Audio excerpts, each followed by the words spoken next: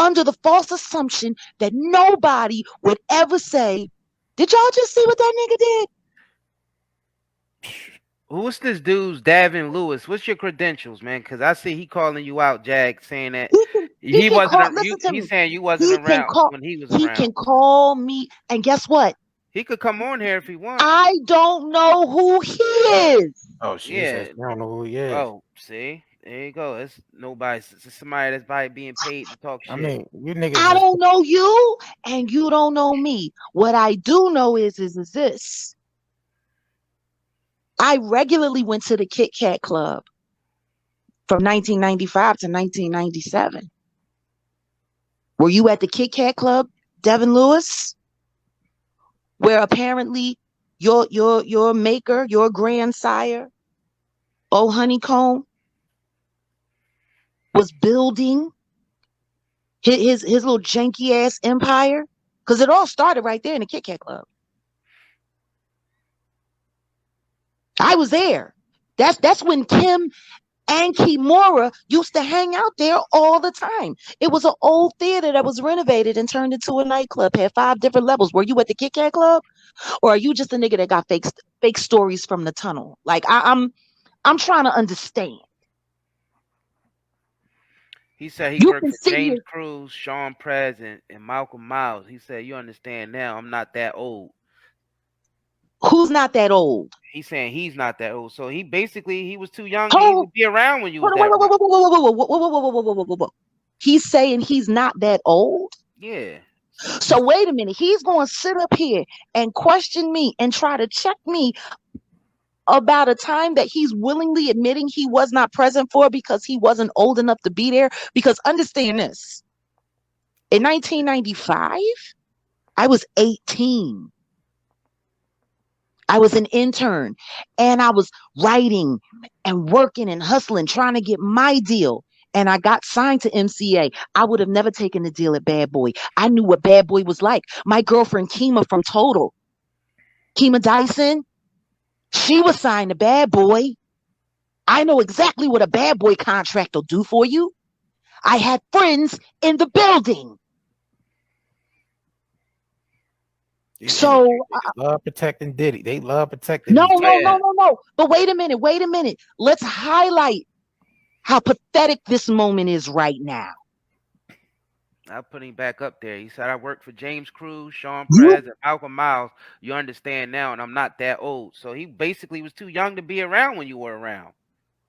so how are you going to young. question the validity of anything that I'm saying when you're basically saying you was an embryo when it happened? That don't make no sense. He said he came in 1999. He came in 1999? That's what he claimed. I was already on in 1999. I was running the wetlands in 1999. I was sitting at the corner of Hudson and Lake every Sunday night selling out the club. What were you doing? Who was you working for? Who was you getting coffee for? Pretty much. The Village Voice was writing about me at least twice a month. I was in Honey Magazine every other edition for about a year and a half, from 99 to 2001, and my album came out in 2002. What were you doing? We wait a minute. We questioning people's resumes. Gee. Who'd you work for? In what capacity? Who? I mean, if he want to come on, he can come on. Yo, hit the link and come on the StreamYard, Davin Lewis. There's no point keep typing it in the chat. Listen to me. He can come on whenever he want to come on. My whole point is this. If you want to sit up here and start defending things, make sure the position that you stand in actually got weight. See, this is the funny thing about me. I'm so humble, I don't even browbeat niggas with my resume. Matter of fact, I leave it for people to go and figure out for themselves. Because I so don't jock myself like that. There are times when I've gone online and seen performances that I had forgotten that other people had put up. That's exactly how not pretentious I am. Can't nobody question my resume. See, that's the funny thing. People want to think that all I am is a voice speaking to all of this evil and all of this crazy that I done seen throughout all of these years. People keep forgetting there's an entire 20 plus odd career as a working, performing, recording, mentoring artist. So you saying, Davin, you saying you work for James Cruz, but that was 50 cents, nigga, that was working for him for the vitamin water and shit. And guess what? He was going to get 50 cent coffee. That came after me. See, that came after. Yeah, that was after. That came after me. Yeah, I was already there. I was already there. James Cruz, and if you was for 50. And if you was working for 50 cents, and that's your whole association, tell Mike Knox I said, hey, now. See, I don't understand all of these people. See, it's so funny. They so desperately want to be somebody. They so desperately want to belong that they'll get a job working as a paper pusher or an intern or some kind of assistant working for somebody with actual power. And then they assume, the pride that comes along with that. And they wear it and then they make it seem like it means something. Like I said, if you was really that nigga, what are you doing here now? Yeah. Right. If I'm so irrelevant and if everything that I'm saying is a lie and you just sitting here on a YouTube station in the middle of the afternoon arguing come on, why are you here, my nigga? Because you're a threat. Exactly. Why are you here? And that's why I was like, man, I hope I ain't get the fellas in trouble. I hope I ain't get the fellas in trouble. I hope I ain't go too hard. But I'm sitting here and I'm, like I said, I'm listening to the playback. I ain't even saying nothing that crazy. Matter of fact, all I've said is what people already know. Well, people already know. Exactly. Yeah, exactly. You just reminding niggas. I'm not only am I reminding niggas, I'm trying to let people know that there's nothing wrong with telling the truth. Mm-hmm. Bro, stop typing in the chat and click the link. Like, he ain't gonna click the link. He ain't gonna click the link. Listen to me. If he actually wanted to have a conversation, if he actually wanted to have words with me in this moment, he would have been clicked that link. For crying out loud. He was sitting up there typing and writing before I even commented. I sat there and I watched him write 2 or 3 things. And guess what? He was doing that before y'all even got into the video. Matter of fact, you haven't even gotten to the video. You haven't even gotten into the response. Because we sitting here dealing with him. Yeah, I seen him. For what? I seen him. And that's exactly why I began to type. Say it to me. He don't want to say it to me. Nope. And guess what? He's so brilliant. He already invalidated himself in this conversation. Because he's too young to even know what the fuck you taught. You was there before him. That's once again, people desperately need, but see, I've seen his name pop up in other places. It's so funny. I've seen my name connected to things that they should not be connected to. I've seen my name being whipped around things that never had nothing. But hey, let's just throw her name on it. Why are you here, my nigga? Why are you here? What is your purpose for being here? Like, before he types anything else, he needs to type what his reason for opposition is here to begin with. Yeah, exactly. That's what I was thinking when I seen it. What's the connection? What's the connection? You coming up here saying, thinking that you just catching something in the middle. Oh, you just catching something on the low. You gonna disparage me on the low without question. Probably thinking that I ain't gonna be here. He popped on. Hold on. Oh, good. He might have popped in. Oh, no, he didn't pop in. Oh, he didn't pop in? No, that wasn't him. Oh, that wasn't him. Nah. But he's still typing. Shans, we trying to get the we ain't getting nobody on right now. We got Jaguar on. But he's still typing though. No, I haven't seen him. Yeah, he's still I'm seeing him. He's still typing. Yeah. He's still typing. Oh, he said he just clicked the link and saw the video yesterday.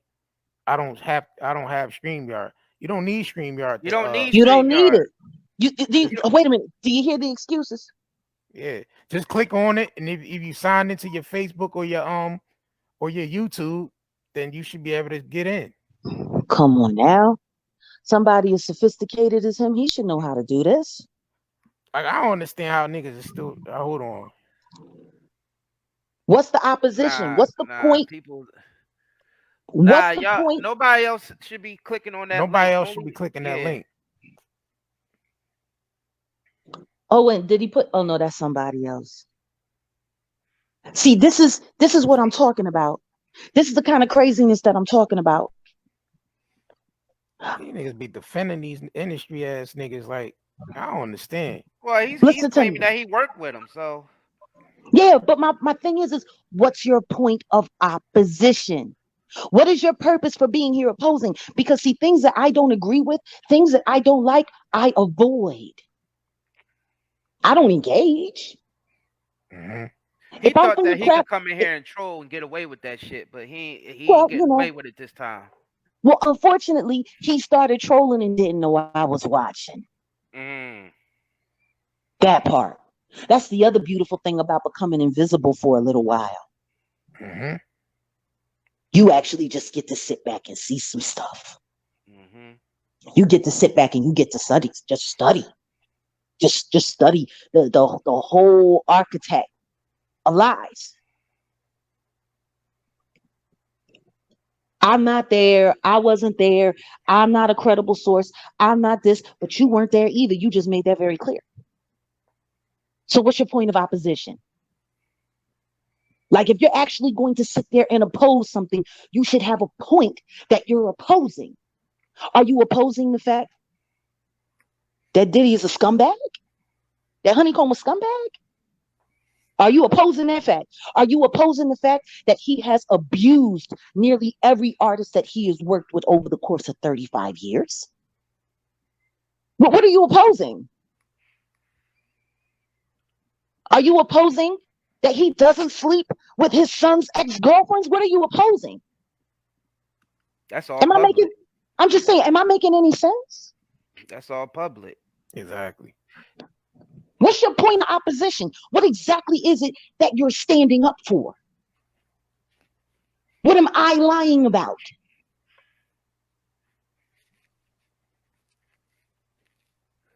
And then gonna say, oh, well, that was before my time. I'm not that old. And clearly, and you're showing your maturity right now. Like, for real. You showing your maturity right now. I wasn't there, but I got something to say. Okay. Yeah. Yeah, you're not coming up in here just saying any old thing and think you're gonna get away with that shit. We put all these trolls in check. So now look, the brother disappeared. You don't even know where he at, nigga. Disappeared back into the dark. Crawled back into his hole. Diddy's hole. See, it's just Hershey Highway hole. It's no, I'm just saying, it's just so funny to me. It's so funny to me. Where he go? Exactly. Nigga came up here and said all that, defending all these. He was here. He was here. Yeah, he was here for a minute talking shit. Like, he was there from the top. 10 minutes. Yeah. He was there from the top. Yeah. He was in the room before I was in the room.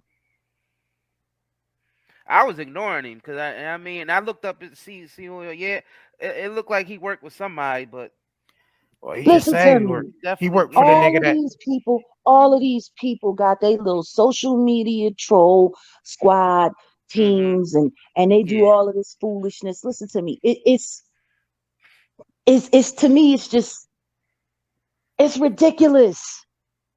It's so ridiculous.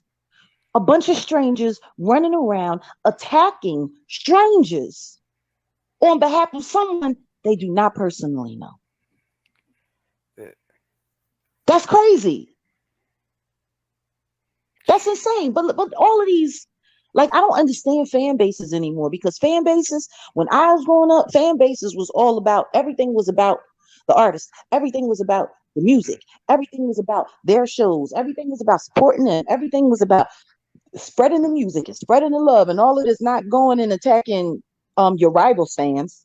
Now it's about the drama. It's about the drama. It's not about the craft anymore. Or drama. Yeah, it's not about the craft anymore. It's just about the drama. Yeah. Period. Oh, here you go. Oh, he popped on. Oh, yeah, add it to the stream. Yeah, did he pop? Oh, yeah, good, add me to the stream. Do all that. Hey. You on? You on? I'm on. Yup. Yeah. All right, what's going on, boys? How you doing? What's going on? What's up, man? All right, first things first. I don't hate you boys at all. This is the problem, nor do I hate Jaguar Wright. So let me get that started. This is my whole discontent here, right? So let me give you a quick little readback or whatever. I started out working for James Cruz. I heard Jaguar said he was with 50 Cent. Yes, this is true. He managed 50 Cent, but he was head of marketing at the time at Bad Boy Entertainment. He worked alongside Malcolm Miles, who now formerly, I believe he's still at Cash Money, Young Money. But after that, he went to J Records, then Sony. Bro, after what's that, the point of opposition? Sean Press, who I continue to be in conversation with to this day. Great. So I was around from 99 up into 2016.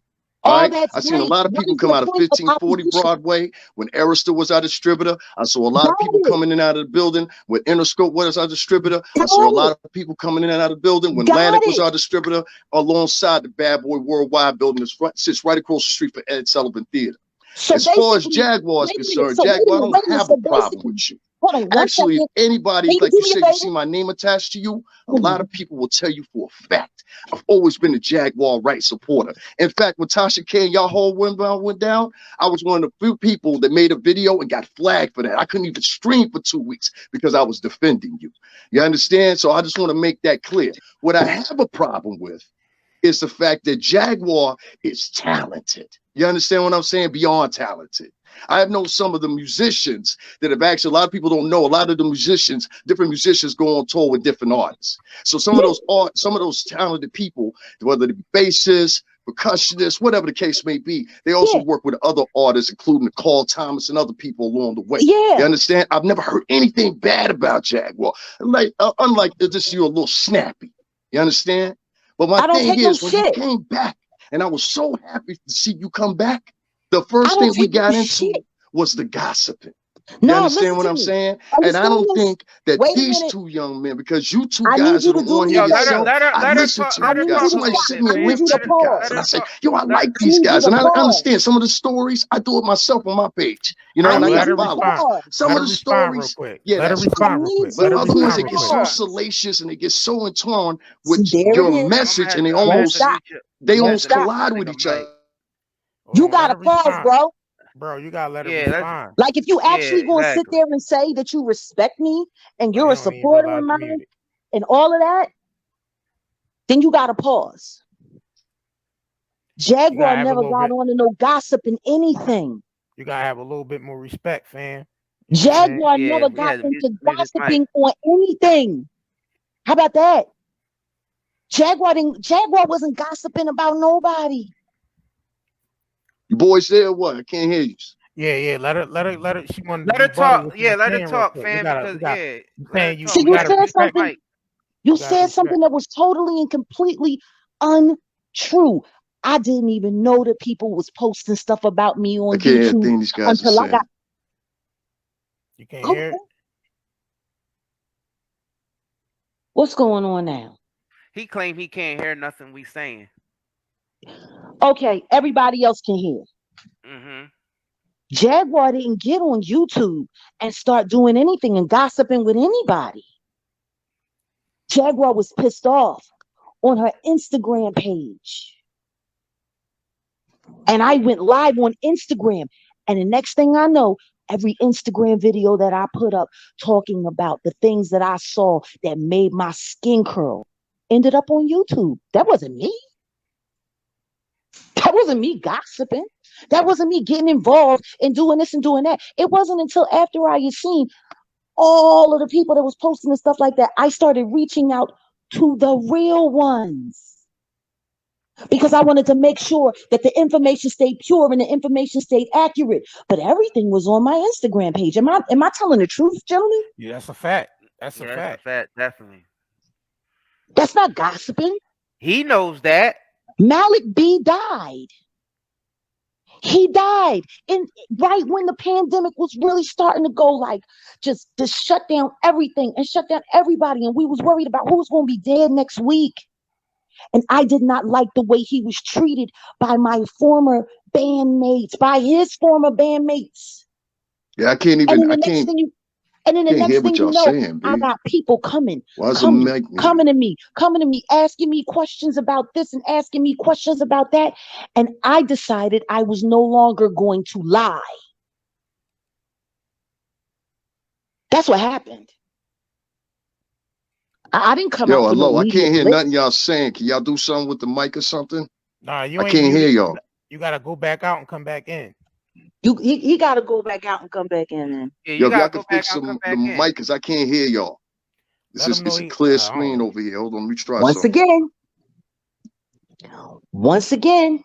Yeah, I can't hear y'all, man. Ain't nobody.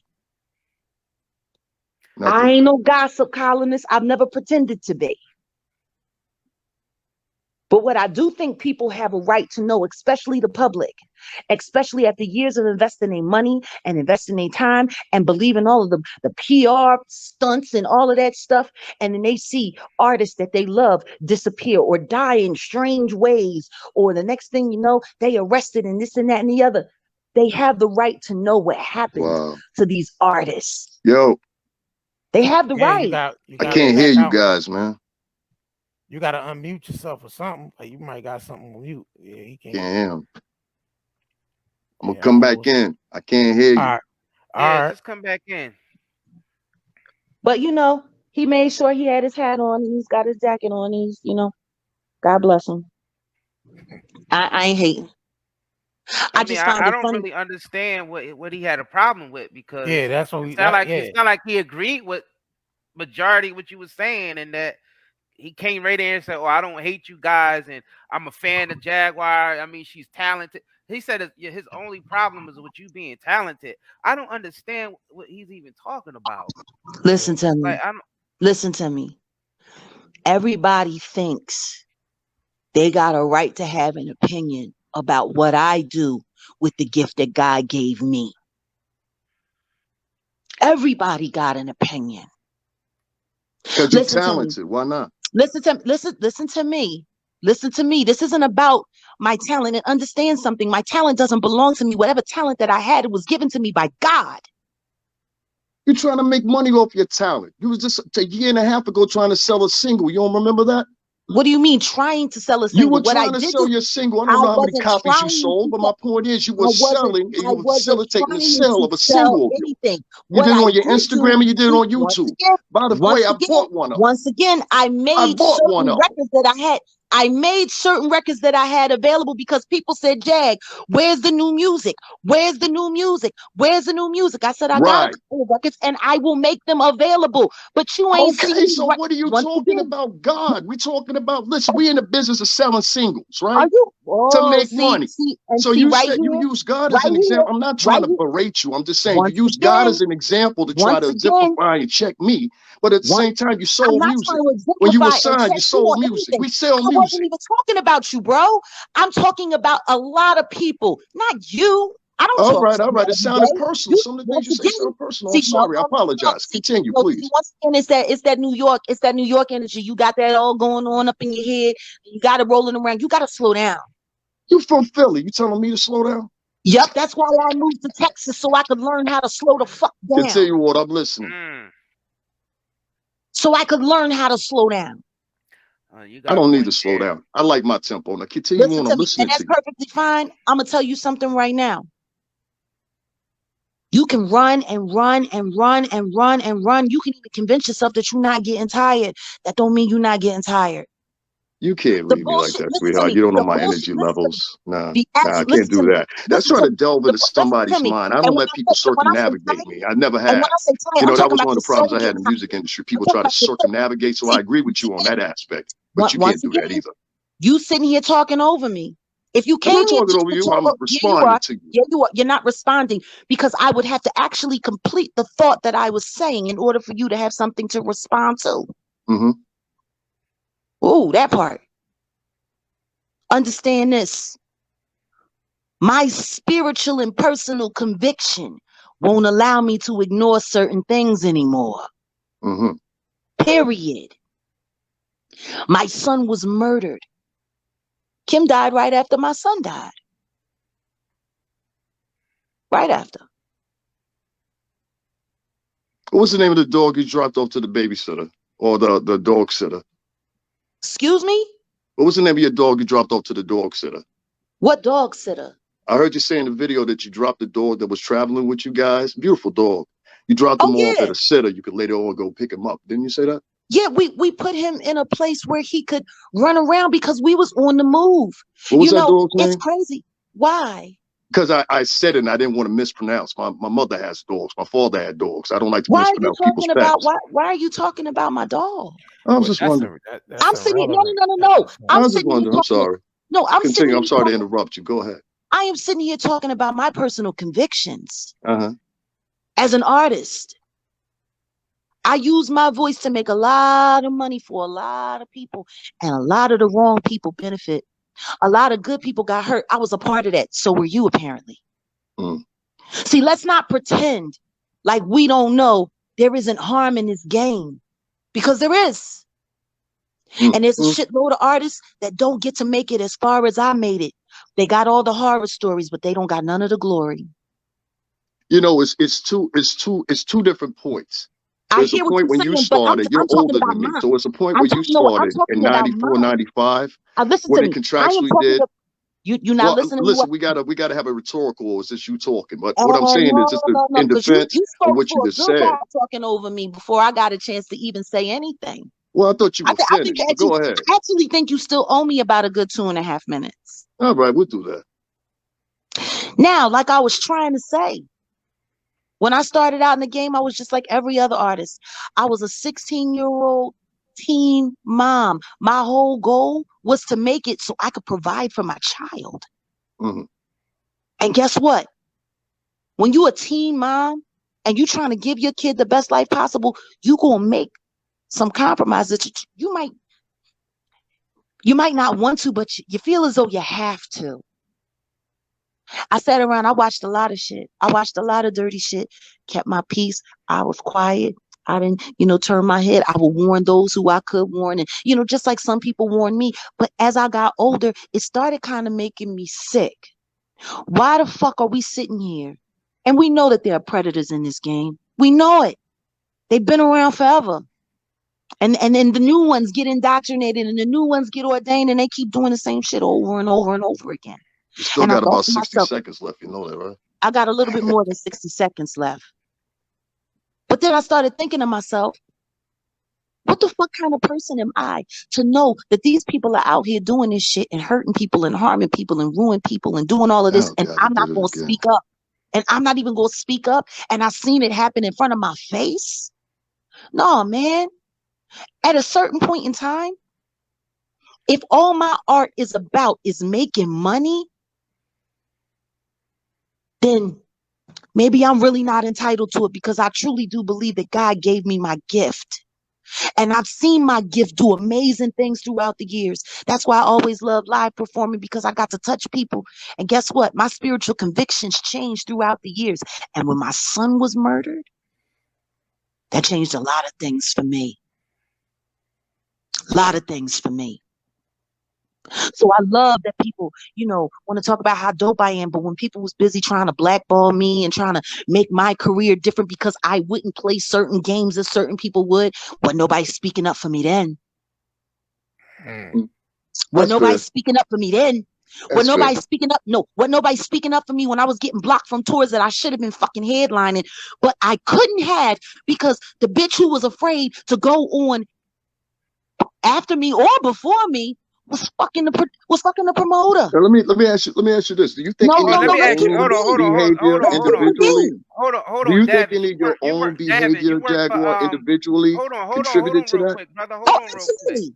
Absolutely. Hold on real quick, brother. Yo, hold on real quick, Jack. So you work for Bad Boy. So are you speaking on the behalf of Diddy or something? Because I'm speaking on the behalf of a fellow musician, which either one of you guys have ever been in the music industry. I'm looking. That's a lie. You have worked under, son. We have been. Okay, I can only hear one of you at a time.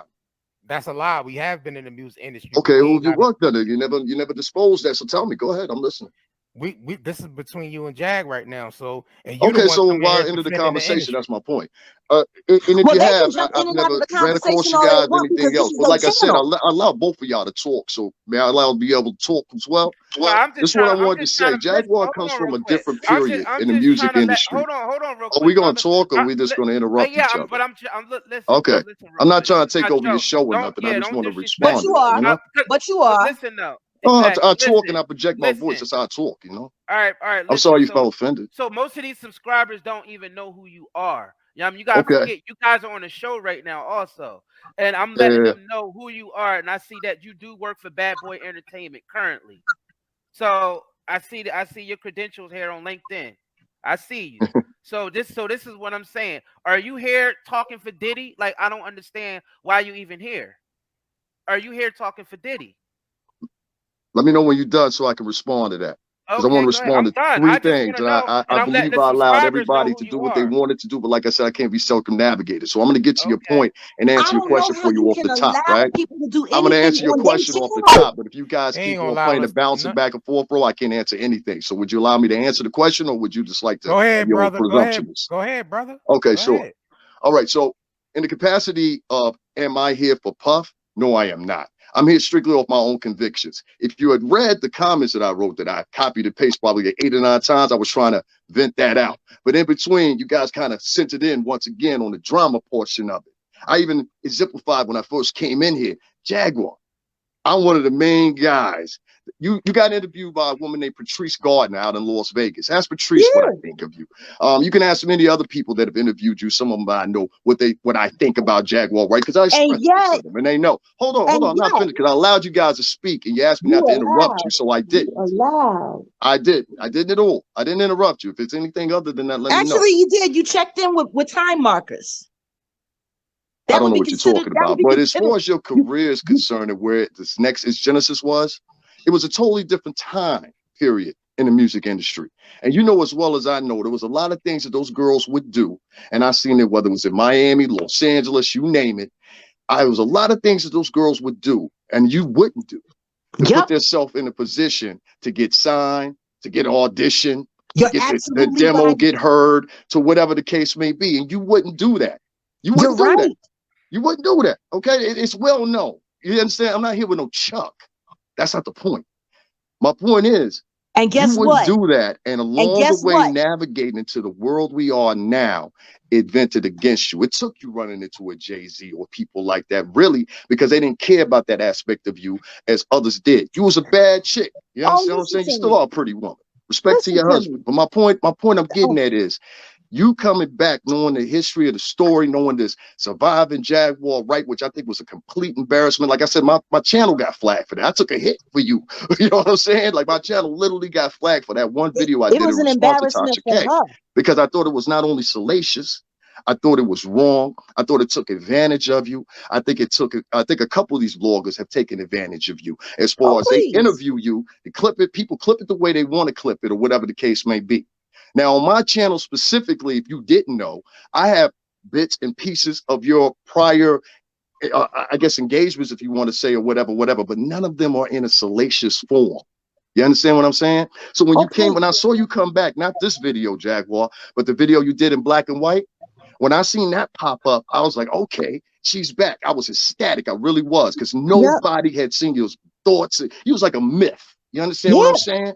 So when I saw you, and I was listening to you, the first thing that popped in my head, I said to myself, I said, why she come back with gossiping?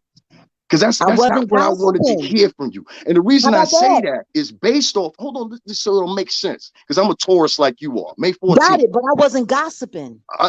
Just listen to what I'm saying. You wasn't gossiping because you're telling your life. You understand what I'm saying? It's the same thing with me. You got to understand, a lot of these people have never had the experiences you and I have had. They've never traveled to places. They never partied with stars. They never went on vacations here, there, whatever, everything's fake. They've never done these things. Only thing they can do is live vicariously through people that have.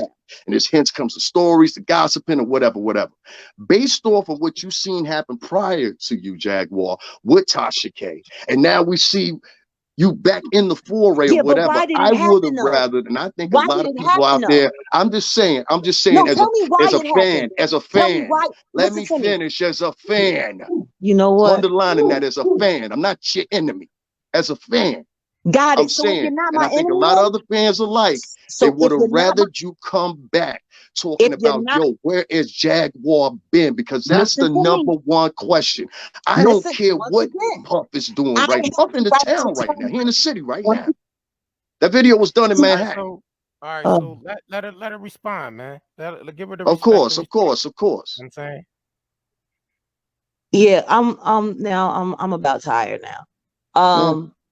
At the end of the day, no, because the truth is, I don't really have to explain myself to anybody. What I choose to do with my voice, with my time, with my life is between me and God. And if anybody else, my husband. You gave that up 25 years ago when you signed your contract. No. I didn't give up anything. That's why I walked away. That's why I kicked out $60,000 to Schwartz to fight to get me out of my contract because I no longer wanted to be. I got you. Don't give that to them. I got you. Period. If I wanted to be in the game, I could have stayed in the game. I left for good reason. I left because I saw what was happening. I left because I no longer wanted to be complicit. I chose to be an independent artist starting back at the years of 2006. I chose that. I didn't have to leave. I wasn't getting dropped. So if you left and you were done with it, why come back to the YouTube ecosphere and talk about that same business that you left? Sweetheart, I never finished. I never quit. I worked as an independent artist and I toured every year after that, all the way up until the pandemic. But Puff is not in the independent business unless it's him considered. Okay, once again, I ain't talking about Puff. I'm talking about me. We're talking about the music industry. You say you left the music industry, but yet you came back to YouTube talking about the music industry. I just want to be clear about that. I did not come back to YouTube. I didn't come back to anything. Matter of fact, do we need to clear it up for him again, gentlemen? Have you seen your views? Have you seen your views? Do a search of your own name and then have that conversation with me after you. Hold on, brother. Everybody's talking about you. You're a popular choice of topic. But hold on, she said she started speaking out after Malik B died and how the Roots was treating the situation after he died. Let me reiterate for you. So her very first video she had with that a year and a half ago in her car sits on my channel. It's on Instagram. I'm an avid. It's about a 30-second clip. I'm an avid supporter of you. At that time, I was an avid supporter of you. Videos from her Instagram to YouTube. Everybody started. You have a YouTube page, Jaguar. You're not utilizing it right now. Am I wrong? That's after the fact. And that was after the fact. I supported you from Instagram first video up into your YouTube video up into now.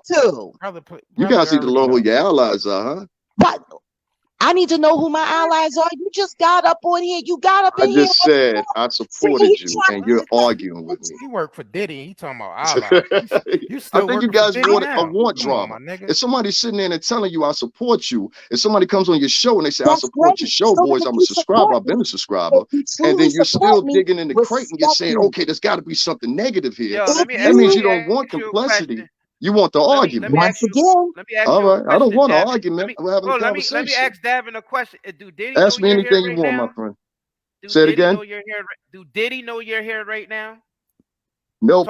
You keep being interested in Puff. I'm going to tell you one more time. You work for him, and the title is hold on. You want your question answered? You're trying to call salaciousness instead of get the question answered. Get the question answered. That's the main modus operandi. Get the question answered. No, I am not here for Puff. I'm here in light of something else. And even as weird as it sounds or whatever, Taurans, we got a vibe. You understand what I'm saying? When I see another Tauran and I feel they're in a dangerous space or whatever, my empathy within myself, even though I'm a cold motherfucker at times, the empathy within myself happens to fill out, especially when it's a fellow artist and a fellow artist of once this industry. You understand? So I've listed, displayed, elaborated, and told you my reason for being here. And whether you believe it or not, maybe you may need to do the demographics. I'm speaking specifically to Jaguar as a fellow artist. You boys, I'm glad. I love your podcast. I really do. I don't like a lot of things you say, but I like your podcast. But as far as Jaguar is concerned, there's a whole bunch of people. If you just take a look at some of those comments, Jaguar, you'll see what I'm talking about. A lot of people didn't want. A lot of people as a personality. And guess what? As a personality, once we're on, let me finish here, huh?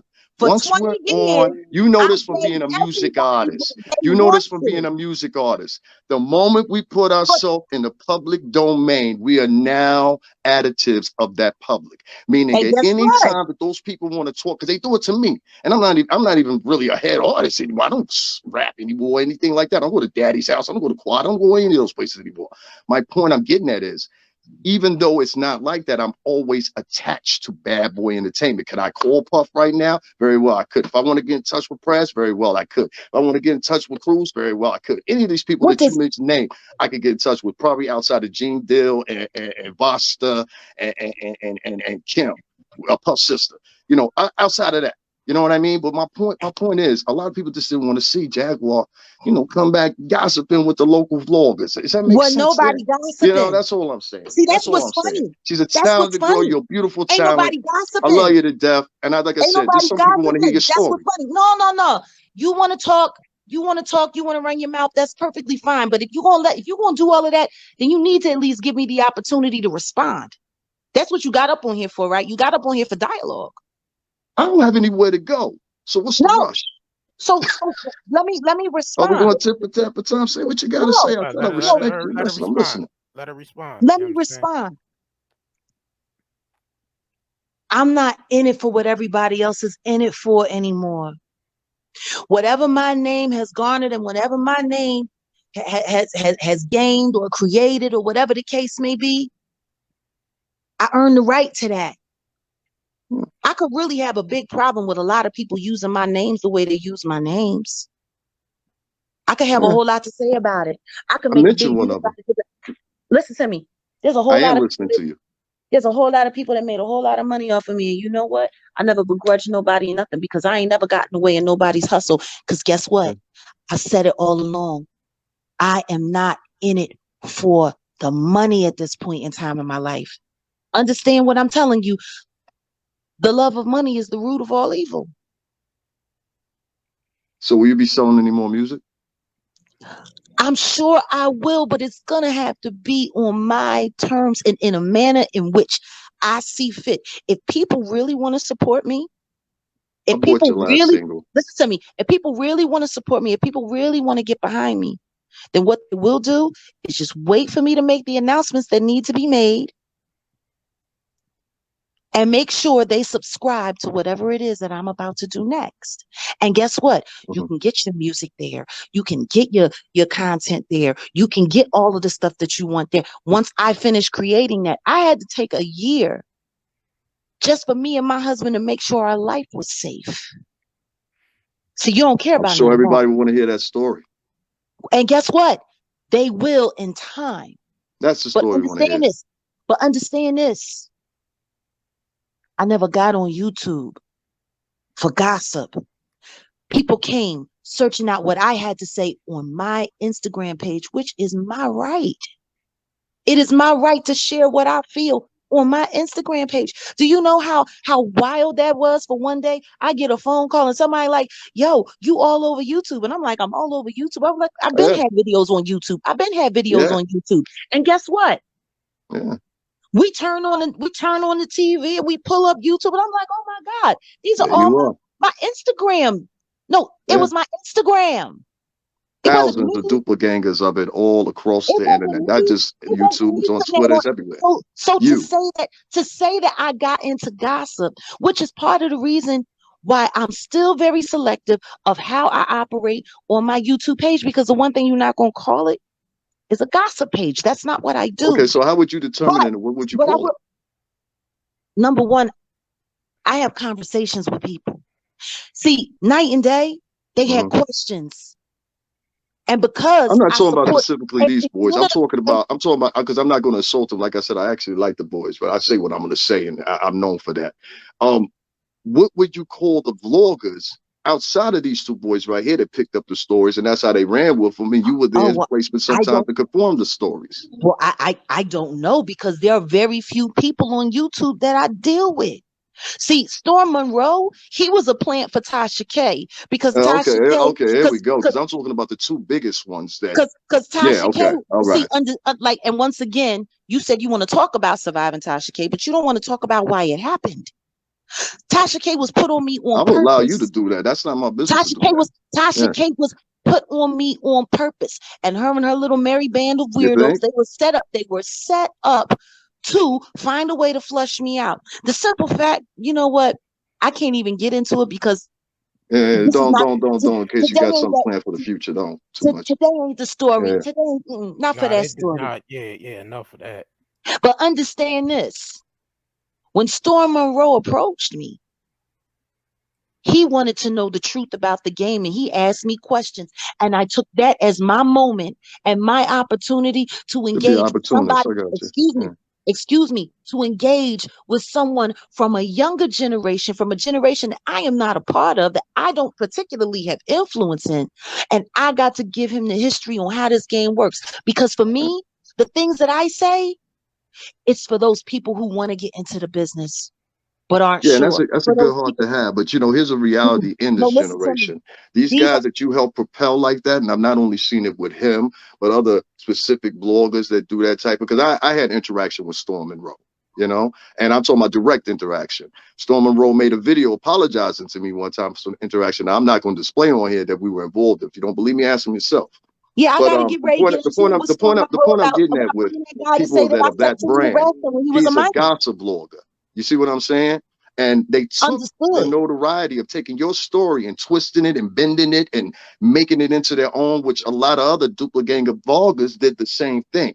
I'm not necessarily pointing at these boys, because the only thing they did was highlight where they were in the conversation and what they specifically liked. And whatever you think about Puff is what you think. I don't care. Listen to me. That's what YouTubers do. That has absolutely nothing to do with me. But you know what? YouTube was new. This was a year and a half ago. Listen to me. For all of the views that any of that got, you don't know how many emails I get. The one people that I talk to. No, not for interviews. For help. For advice. And that's my point. You got to watch who you're helping. That's my point. See, as quick as you have this good heart, that's why I point back to being a Taurus. As much as you're trying to school them, brother, it's like you gotta understand Count Dooku or Darth Vader learning from Yoda. You get what I'm saying? For people that's trying to get in the industry, or people that's running from the industry, that's who Jaguar is. The people that's contacting Jaguar. It's not people like the YouTube bloggers and all that. She's talking about people that's running from the industry or trying to get in the industry. She mentioned Storm Monroe. And Storm Monroe, I know, is a vlogger. I know he worked at some time at one company. I think it was Apple or something like that. I ever spoke to. That's the only reason I brought that up. Keep going. Continue. I'm listening. That's the only reason I brought that up, because I remember it. I took that as an opportunity to reach out to a younger generation so that they would know there's somebody that they can come to, that they can talk to and get the real from. That ain't gonna cap them up. How did that work out? I've helped a good few people. But I mean, that specific way when you helped out Storm, how did that work out?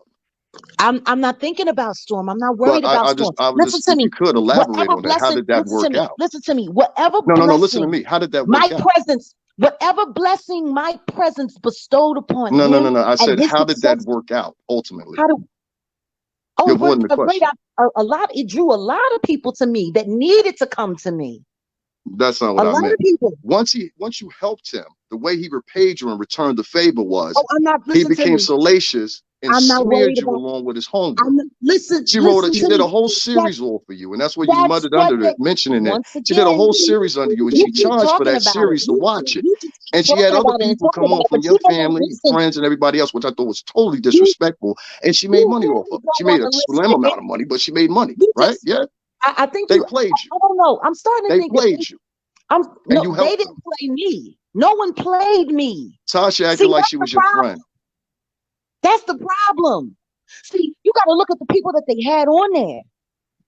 Cousins that I don't talk to, that I don't spend time with. By the way, who I also financially supported.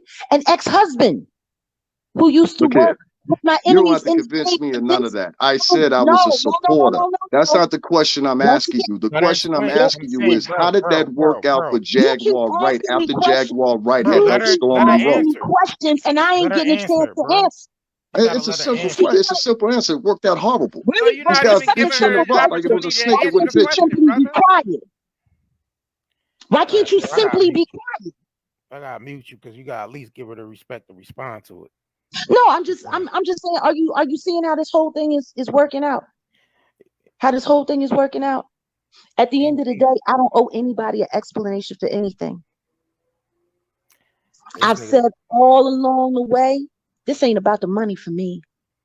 I'm not in it for the money. And do you hear the whole conversation? Because what everything is coming back to is, but what about you?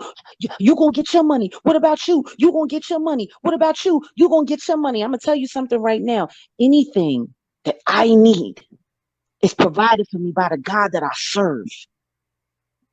See, the difference in the conversation that I can have with somebody who is spiritually invested and somebody who's worried about playing the game of the world, the difference in that conversation is we don't believe in the same things. Period. I truly believe in the God that I serve. And the God that I serve, there's a Holy Trinity, God and Jesus Christ and the Holy Spirit. And I worship on the Sabbath. Those are my personal convictions. I put it all in God's hands. But I just find it so interesting. What about the money, Jag? What about the money, Jag? What about the money, Jag? Because that's how the devil gets you. What about your money? Oh, look at all the money he made off of you. You should have made the same amount of money off of yourself. But once again, I rely on God. I rely on God to take care of me. I don't need to worry about what men worry about, chasing all of this stuff. Everybody talking about, oh, you ain't played a game. You ain't played a game. Whose game? God's game or man's game? I'm not playing man's game. That's not the game I'm interested in. So this is a conversation between me and this gentleman that for real, it ain't never really going to be a true understanding. I just wanted to help and save a few people from walking down some of the roads that I saw other people walk from, or some of the roads that I was smart enough to avoid, barely. Period. I don't care how much money anybody made off my name. All I can say is know that it's a blessing from God and you better do right by it or it's going to turn on you. And you know what? Almost every person that has tried to take advantage of me online has all of a sudden recently started suffering some great pitfalls. Mm-hmm. Ooh. Mm-hmm. How about that? How about that? Because what I can tell you is Tasha K didn't make $4 million off of surviving Jaguar Wright. I don't even think she made 250,000. She didn't even make 100,000. If I'm staying correct. I don't think so.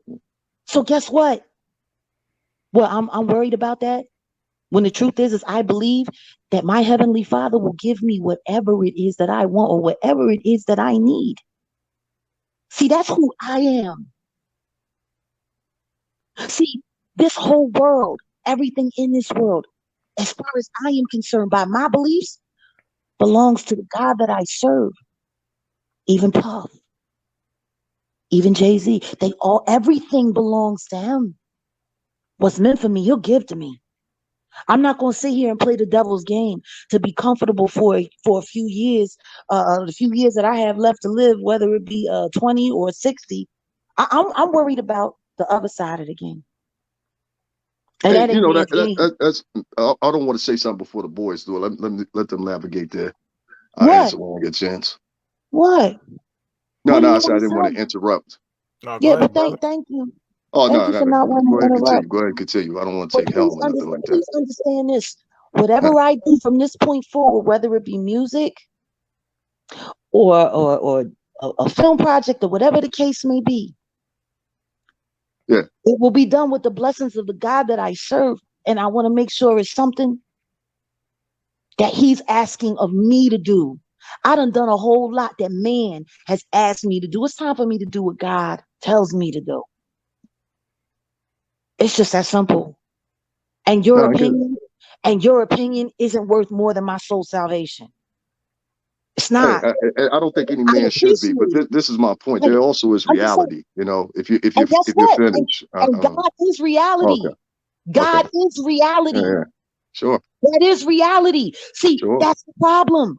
That's the problem. That's the problem when it comes to people who are all the way spiritually invested and people who are invested in the world. That's the problem. God is reality. Yeah. This ain't no made up. Well, I'm talking about the formidable reality that just warped your life and brought you back to this contrition of being with God. You know, I know guys that went to jail for shooting 2 or 3 people, and they come out, so all of a sudden they're into the Torah, they're into the Bible, whatever the case may be. You get what I mean? So that's all well and worthy or whatever. Also, as we age, as we get older, we start having these foundations built with God, because now we're at this point of our life and we want to build legacy. You know, I understand that. I don't have no problem with that. Believing in God is beautiful. But the point is, you know, once we believe in God, Jaguar, you were speaking and I didn't interrupt you one time. Not one time. Not one time. You spoke for like 3 minutes. I didn't interrupt you one time. Can I get the same consideration, or you don't respect me as a man of color? Thank you, sister. I don't respect you as a man of color. As much well, as you keep interrupting me, and you ask me to be quiet when you're talking. The way you totally quiet when you talk. Now you're arguing me when I'm talking. Wow. Is that a lie? I don't know. Ask the chat. I was quiet when you were talking. I swear to God, I was here. If I messed up here, chat, correct me. My point I'm getting at is, Jaguar, I'm just saying here. You could come to these contentions, you could believe in God and everything like that and use all the esoterical stuff. I get it. You know, I get it. A lot of people come join the phone lately and find God. I'm not saying that you always didn't. But I'm saying 25 years ago when you signed that contract, you wasn't believing in God. Because if God would have been navigating you, he would have told you, yo, this is a devil's world you don't need to be. You understand what I'm saying? So let's just say at that time when you signed the contract, God wasn't at helm. But at that time when I walked through the doors in 1999, God wasn't at helm. So I understand what you're saying as far as God and everything like that. But you also mentioned in the future, you said this with your own lips. I plan on devising a website. I plan on selling more music. It doesn't matter how you facilitate the business, with or without a manager, with or without a record company, it's still the same thing. It's facilitation of the business. You're selling music. No matter what your message is, you're still revolved in the same world. Would you not say that? It doesn't have to be anything that you know, the record labels are picking up, you're worthy of a Grammy for, whatever the case may be, but you're facilitating in the business and you have to pay taxes that's so on your sales. Well, of course. So you're still in the world. You know, you're still in our world. Now, if you said you was going to Italy to become a nun or something, I would understand. But you're stating that you're planning on staying in this world. Once again, that's, I mean, yeah, sure. I see how you can get to that. I'm not going to try to I mean, that's how it sounds. I don't know. Am I making a mistake? I'm not going to try to intellectually shame you in any way or combat you in any way. You can say that. But the funny thing is everything that you said, I hear what you're saying. I do. No, you do. I hear exactly what you're saying. But see, you're wrong. Because see, what you don't understand is I got baptized when I was 6 years old. When I decided to go into the music industry, my father, who was a minister, he and I, we sat down and had a long conversation about it. I was upset with God about a whole lot of things. I have been victimized in some very terrible ways, and I had turned my back. I turned my back. And then guess what? A situation in my career happened, and God showed up. And that's when I started making my plans. To leave. I've heard that story before. I know what you're talking about. You don't have to reiterate that. I hear it. And like I said, it's that founding of God that will change your relationship with the industry. It's happened with a lot of people. Don't you remember? Bass became a preacher. Luna's a Muslim now. Listen to me. I get you don't that. have to tell me. Don't you know? But you got to ask yourself, but ask yourself this one question. What kind of industry is it that has a problem with God? Or with people that and you would have to ask yourself again the same rhetorical question I just asked you a few minutes ago, my sister, which is this. If you knew these things and you knew you held these tenets when you were baptized, up until the time that you entered the music industry, and henceforth knew the relationship the industry had so far called to the Baphomet or the devil or whoever you want to pick. I don't believe that personally. I think there's some jerks. I think there's some people that don't have the best interest. A lot of times I find they look just like you and I, more so than they are white in the industry, that are predators, that are people that want to take advantage of you. You know, that's what I found, you know. But and I work for all black label, as you know. You know what I mean? So So what does that I'll mean? I'll say like this. What I mean is, with you knowing all those things, Jaguar, you still entered the business. You had your good times with the business. Those pictures and those videos of you singing on stage with Jay-Z, that's not a made-up smile. You were having fun. You understand what I'm saying? You facilitated in the business.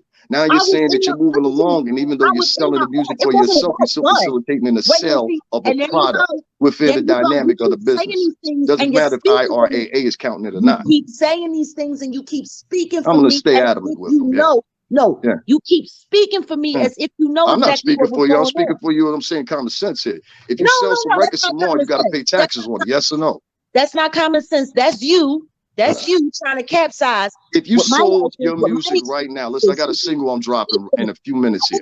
If you sold your single right now via PayPal, via Spotify, via any of these outlets that are out, they require of you as of January 1st, signed by Biden, as well as GoFundMe is another one. Not GoFundMe, PayPal, Zelle, and there's another one.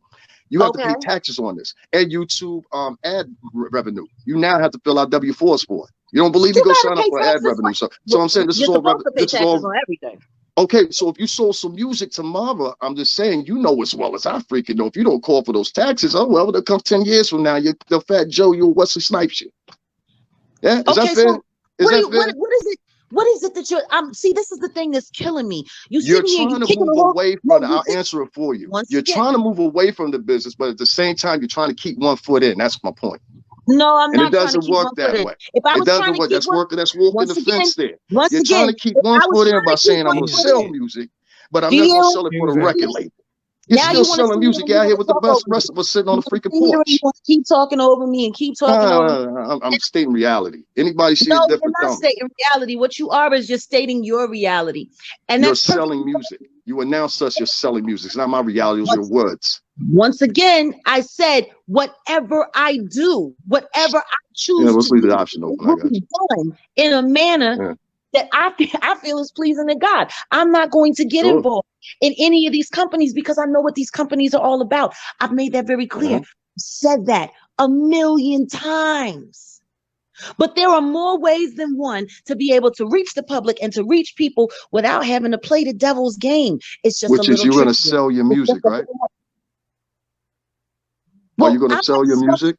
Did I say anything about discussing future? I'm asking you a question. I didn't ask you to just say it. I'm asking you a question. Are you going to sell your music? If you're really that interested, I'm asking because I bought your last single. Why wouldn't I be interested? Are you going to sell your music? It's a simple question. Wait and see. How about that? Okay, so I'm going to assume that's yes. So if you're going to sell that, everything that I just inquired and I put out there, taxes and everything else, is facilitated in that business to sell.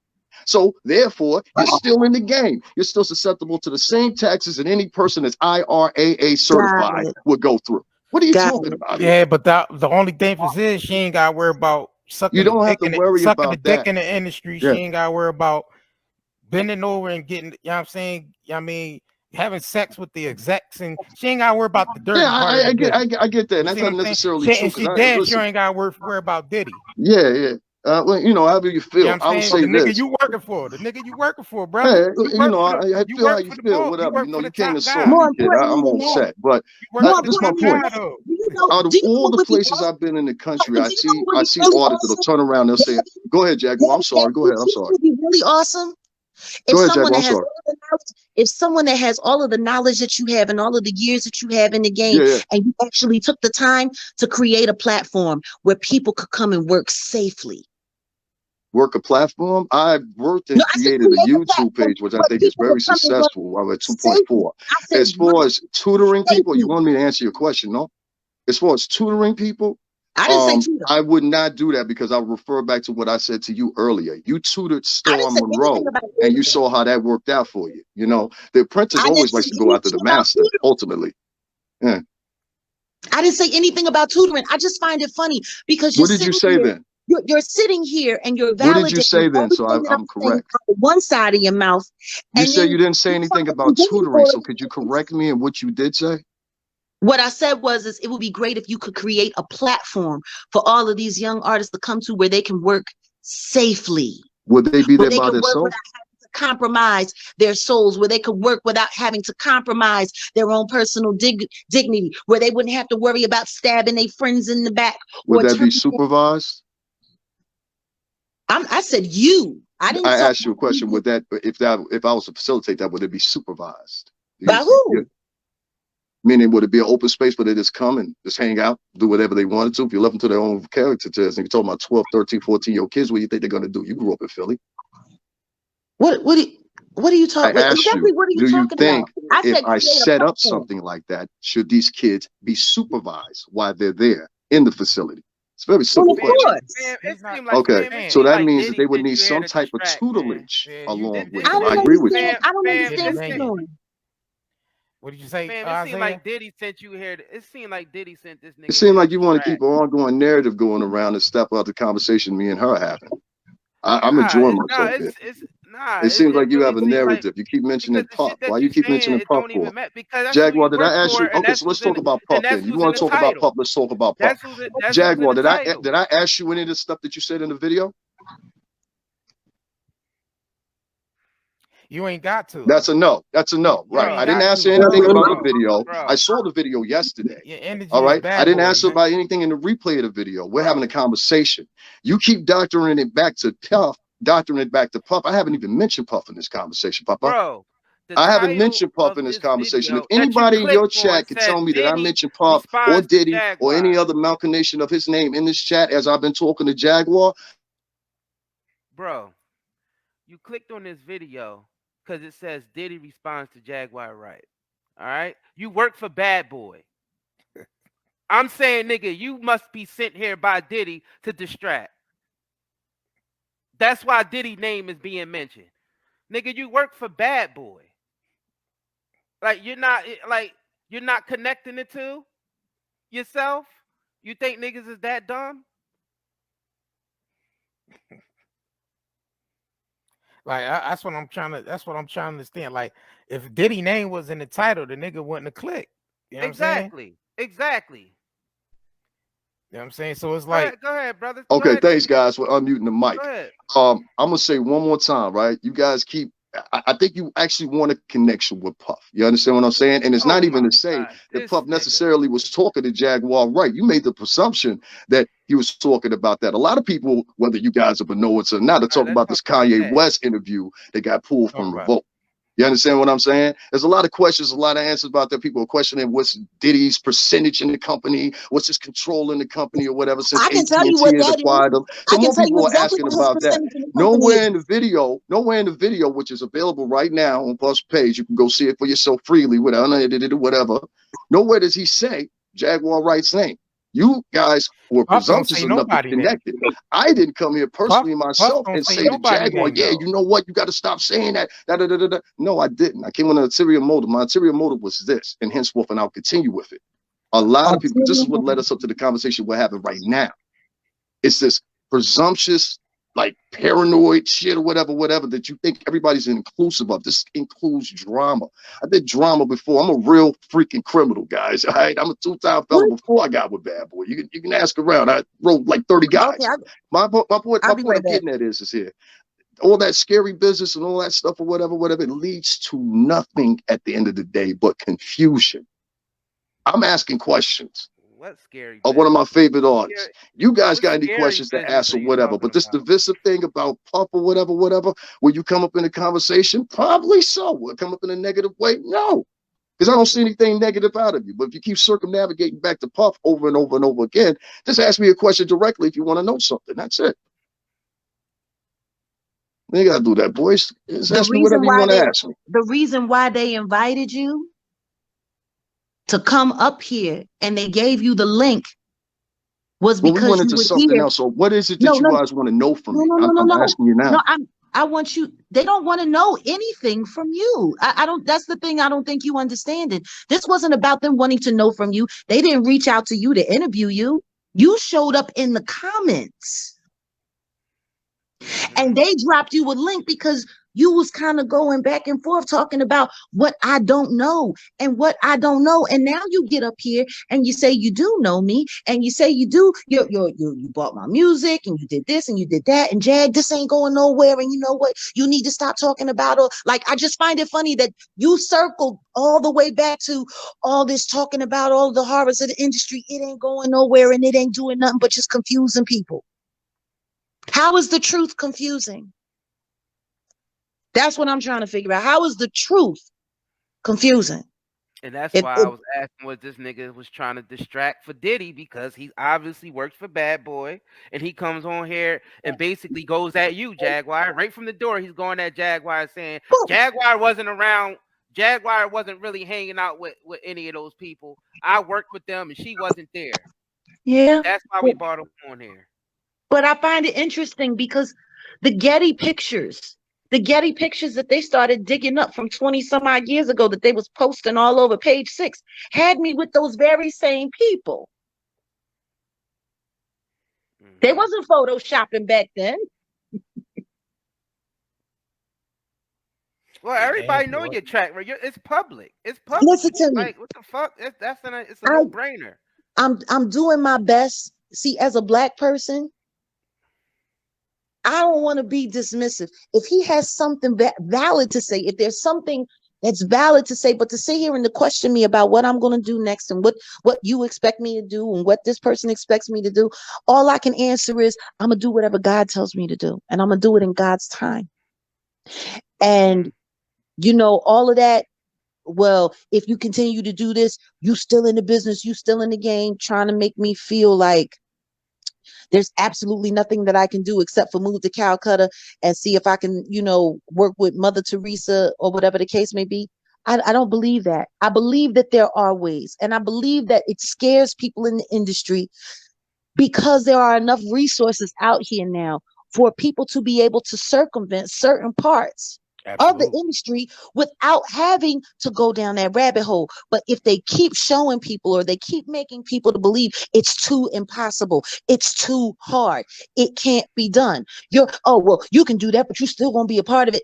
It scares people from trying to create something better. That's all this is about. Nigga projecting his fears on you, saying you know what I'm saying? We're not even going to say that they're his fears. Let's not even project that on him. He's projecting the opinion in which he's come to believe. This is his opinion. This is what he feels. And guess what? That's fine. But I ain't playing that game. That ain't my game. And if me making money off of telling the truth was really what it was all about, I would have never done any of my Instagram videos. I would have done it all on YouTube. I would have went all kinds of viral on my page. Facts. If that's what I wanted to do, if that was the plan. Like, people like to make it seem like I was quiet and I was out of the game. And by the way, you did hear the young man say earlier that because of a lot of the things that I wouldn't do is the reason why being in the industry became too difficult for me to stay in that, at least in that part of the game. You did hear him say that, right? Yeah. Like, if nothing else, that was probably the most valuable thing that I could have heard. Period. Because whether he say it or not, or whether he acknowledges it or not, or whatever the case may be, he made it very clear. He said it. There's a lot of things you wouldn't do that other people would do. Yep. And he said that from behind the scenes. He said he's worked with musicians and ain't nobody never had nothing bad to say about me, except for the fact that I was a little bit snappy. You're absolutely right. I am very snappy when people try to rob me.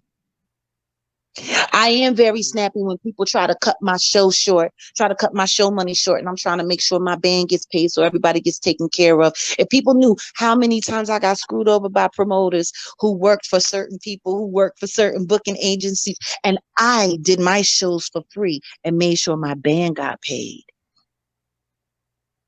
People don't know. They don't know. They don't know how hard. Like, for him to even sit there and say, oh, well, I seen you with Jay-Z and you was smiling. You don't even know why I was there. I didn't ask to be a part of Unplugged. I didn't ask. I didn't audition. They didn't have nobody that could sing it. They didn't have nobody that could do all of the parts. They didn't have nobody that could do all of the samples. I got called because of my expertise. I was pregnant. I had just got home from doing my Coca-Cola commercial. I was happy for them. I wasn't trying to be a part of that.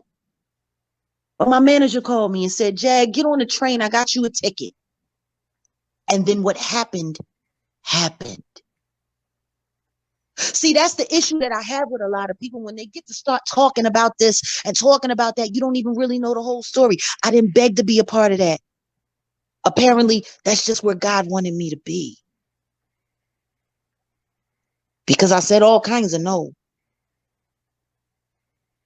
But they didn't let it go, and I showed up, and I did my job. How funny is it that the 20th anniversary of Unplugged went by with very little fanfare? Nobody even talked about it. Nobody even talked about it. I guess because I talked so much about it. See? It's cool, though. You know, it's cool. I'm grateful. I'm really grateful for Davin showing up, because whether he knows it or not, he said a lot of things that a lot of people needed to hear. That's what I was about to say. It's to the point like you wasn't really even talking to him, because it's so many people that's still trying to get in this industry or run it from this industry. He's basically confirmation for that. No, I didn't get the confirmation or anything. Now I'm saying you the confirmation for other people. Oh, okay. Yeah, I didn't get you confirmation for anything. You guys get that straight, okay? All right. I'm your friend here. Ain't nobody trying to compromise you. It's rules. Nah, ain't so nobody saying ain't nobody I'll say like this to reiterate what you said. All right, take a second. So reiterate what you said. Yeah, there are things within that industry. You guys didn't let me get to it.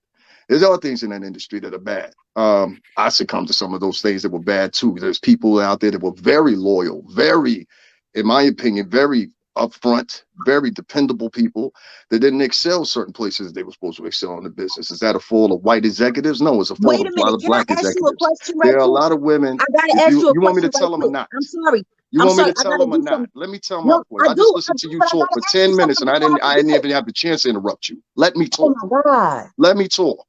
Because I didn't interrupt you. There are a lot of people within the industry, and I think this is backing you up. There's a lot of people in the industry that take children. Yeah, one perfect example of it is Bobby Shmurda when you guys saw him dancing on the table up there at Epic Records. Now, shortly after that, I believe it was one of those boys from LA and Babyface that used to work with him. I forgot what his exact name was. But he became the president of the place. At that time, they still didn't go pick that kid up out of prison. And his bail was only $1 million. And there's a whole bunch of other ones like him. I hear the rumors. I hear about, this record company, that record company taking out insurance policies. Do I believe it? Sometimes, things like that are just a mystery and a myth or either a match of both or maybe reality. Who knows? I'm not here to dispel that. But what I will dispel is there's a lot of people that you guys have seen with your own two eyes that have fallen down and broken apart or whatever. Could Puff have done some things a little bit more in the extra? Yeah, I think so. One of the things that comes into play, though, is, and I got to say this is to be honest, one, the man lives in California. He just recently came back to New York City. Second thing I will say is a lot of the people that signed those contracts, I always say this in my own podcast. When we got with those guys, I was 18, 19 years old, right? And I started out with street team. We was just putting up poster boards, stuff like that in the clubs, and later on it became the Cirocs and the Revolts and the paid gigs and all that shit. But I started out as an intern. That's why I heard Jaguar earlier say that. But those interns for the next 3 years wasn't even getting paid. We get paid with clothes. We get paid with, trip here, trip there, whatever the case. So there was a broken dynamic in that because these were black people at the Rockefellers, at the Bad Boys, at the Rough Riders or whatever. They all also had their own individual teams that were kind of doing the same format. They weren't paying the guys correctly. These guys would party with multimillionaires and then go back home to the projects. You get what I'm saying? Where they duck it. So I understood the dynamic of that, even though I was living in Connecticut here. But I'll tell you guys this. There's a lot of things that happen in the music industry. Yes, you guys are right. Some of the things you say speculative, I can't get specifically within it because I put myself at risk. But I will say that a lot of things that you guys do say are true. There's a lot of people that screw people out of contracts. You know who you are. A lot of people wrote in certain language and contractual agreements. You know who you are.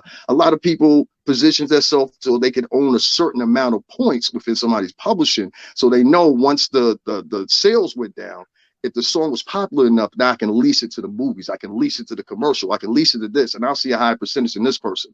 And this was all because when all of us were getting in, including Puff and all those guys had to be in their late 20s, early 30s when we first got with them. So these kids were learning from Clive and all these guys. It was like learning on the job, if that makes any sense. So when I heard his recent interview and I heard about the Mace thing, I don't know Mace. Mace was before my time. But when he talked about the Mace thing, he said, well, you know, some people, they just fizz out. They just go out or whatever. I thought that was some cold-blooded shit, but that's how a lot of people in the industry look at it, especially once you're a multi-millionaire. I learned that personally myself. And when I found out, since I haven't been, let's say, actively as present as I was in that world as I previously was, even though I went to an event last night. Shout out to the Universal Hip Hop Museum and the BX. I really, really can't give you an explanation for it other than greed. And the same greed they learned from the same whites and Jews and other blacks that taught them this shit. So let's say that now, as you fast forward, you get with this batch of artists, there's other artists that are mimicking the same thing. If you know about the Mace deal with Fivio, a lot of people say that's in contrast to that. You know what I mean? Shout out to Fivio Forum, Brooklyn. But that's all I wanted to say. So do I denounce anything that Jaguar said? Nah, I think we had a conversation. Let's have the conversation at a fucking dinner table instead of having it up here online where everybody can sit there and they can deface it. Everybody can sit up here, get a judgment opinions. Everybody can sit back and pretend that they were in the music business when they weren't. Why you know what I'm saying? Everybody can tell you, I can tell you at least 30 iterations of a music contract. You know what I mean? And the language has changed in each one. And I'm sure Jaguar can too. But why does it need to be done in secret though? Because the only way that you're going to get an answer and you're going to get a conclusion for it is if you do that. See, this is the thing we mistake. I hate to say that we mistake. I think some people mistake on the internet. You think that getting on here doing your octave advocacies are going to change the world, but it's not. It has to be the inaction of these people that are in charge. You understand what I'm saying? Now, Jaguar, you probably know this. There's no plan set up as a music artist once you leave the business. Whether you get kicked out, you contract out, you get shelved, they done with you, whatever the case may be, while you're not in the music industry no more. There's not a union, there's no. I have to ask JR a question. Hold on, brother. Yeah. JR. Right. I'm here. What have I said to you? Have I said that I think that anything that I do is going to change the world? Or did I say this is just the way things go, but we all still got to play our part? We say this is just the way things go. The world is a stage. Everybody's going to play the character they playing, regardless. Like everybody got to play their part. Everybody's playing their part. You know what I'm saying? Regardless. Yeah, and like even the people, for Diddy. And even the people that you say are in control of the business, they ain't in control either. They ain't, nope. They playing a part too. Just like you said, how black companies were taking advantage of black interns and doing all of this. It doesn't sound like slavery to you. Massa, House, Field. It's the same thing. And this is what I constantly say all the time. It's the same thing repeating over and over again. But don't think that all of this ain't going to come to an end. Don't think that all of this ain't going to come to a collapse. I'm not worried about what's happening now. I'm worried about what's to come. And I want my soul, I want my conscience to be on the right side of things. Period. See, people don't understand that. That's the conversation me and you had saying this right here, all this going on has to be destroyed. It has to be. It's inevitable because cells die and they reproduce. And what we living on Earth is one big ass cell that has to die and reproduce, just like the cells in our body dies and reproduce. So all this shit is, tell you the truth, all this shit is gonna come to a head regardless. So we just playing out we just acting out the script until the end of the movie. Right now we at the climax. We at the climax of the film, and we waiting for the end. That's it. Mm-hmm. It's real simple. The differences come in what you believe in. I'm not going to sit here and give a bunch of human beings that can die just like everybody else died, that sit down on the toilet, that pee, that have to eat, and everything else. I'm not going to give them dominion over me. And I'm not going to claim that they have dominion over the world, because they don't. Because even they got a boss. And Let me say this real quick, Jack. We see how them industry niggas broke when the pandemic happened. How them niggas was looking all fucked up and hair white, Beijing gone, niggas selling off shit. Them niggas was in a panic when the pandemic happened. Them niggas all-in challenge. Them niggas was panicking. The all-in challenge. That's what they call hashtag all-in challenge. Niggas was selling off shit left and right. We see and that shit, and some of that shit was scripted to a certain extent. Some of that shit was scripted. There are plenty of people in this world that know how to profit off of tragedy. One thing that I will never forget, older Jewish man who I've respected my whole life, always would say, when there's blood on the street, buy real estate. People love profiting off of catastrophe. They love profiting off of tragedy.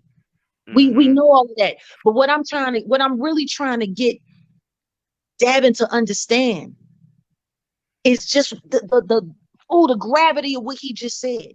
There's nothing that you're going to say on these public advocacies that's going to change everything. There needs to be a conversation in private. And guess what? There's a lot of conversations that happen in private. I'm sure there were private conversations about a lot of artists that we've lost. The guys, the people that you want to have a conversation with, they're not going to talk with you on camera. You know that as well as I do, Jaguar. And guess what? This is one of the reasons why Kanye now walks around at all his interviews with a film crew. You're not going to get these people to talk on camera. So what you have to do is you have to really get them down in a corner and show them. And I'm giving this to everybody. All right. So don't say I never gave you nothing. The one thing that's happening to the music business right now, Jaguar, you come from the times when there used to be a Virgin Megastore, New York, a Virgin Megastore on 42nd Street, which was attached to my building. Literally, you walked through Virgin Megastore, walked out the back, you were at 1540 Broadway, which is BMG, Bertelsmann Music Group. That's who I started with. Know. So I know but at that time, that was the last time that you saw physical entities, not only physical entities, but at the price point they were, $18, $21. You want the poster, that's $24. And this is how your Master P's and a lot of other people, they became rich, especially Baby with his 90-10% deal. I'll talk about that some other time. Shout out to Malcolm Miles. My point is, now you've had that diminished down to cents upon the dollar. So now what you would have sold 1 million copies at an $18 price point or whatever, you now have to sell double, if not triple the amount of that. So there's no money really in that cycle of the business. That's why I support you. I gotta mute you real quick. Brother. You exposing yourself. Because the reason why you up here, because you claim that Jag was never around any of these people. Now you talking in a way as if Jag was there. Talk about, oh yeah, Jag, you know about that. But when you first was talking in the comments, you was talking like Jag can't be telling the truth because she wasn't around anybody. But now you talking in a way like she was around everybody. Like, I don't understand, like what is your motive? Like, I'm gonna be honest with you, fam. Your energy is off to me. Your energy is off to me. That's why I'm asking you these questions. Now I'm gonna unmute you and I'm gonna let you talk. Bro don't realize she was an artist on her promotional tours. Do you remember that, Jaguar? When people used to do in stores, they don't do that too much no more.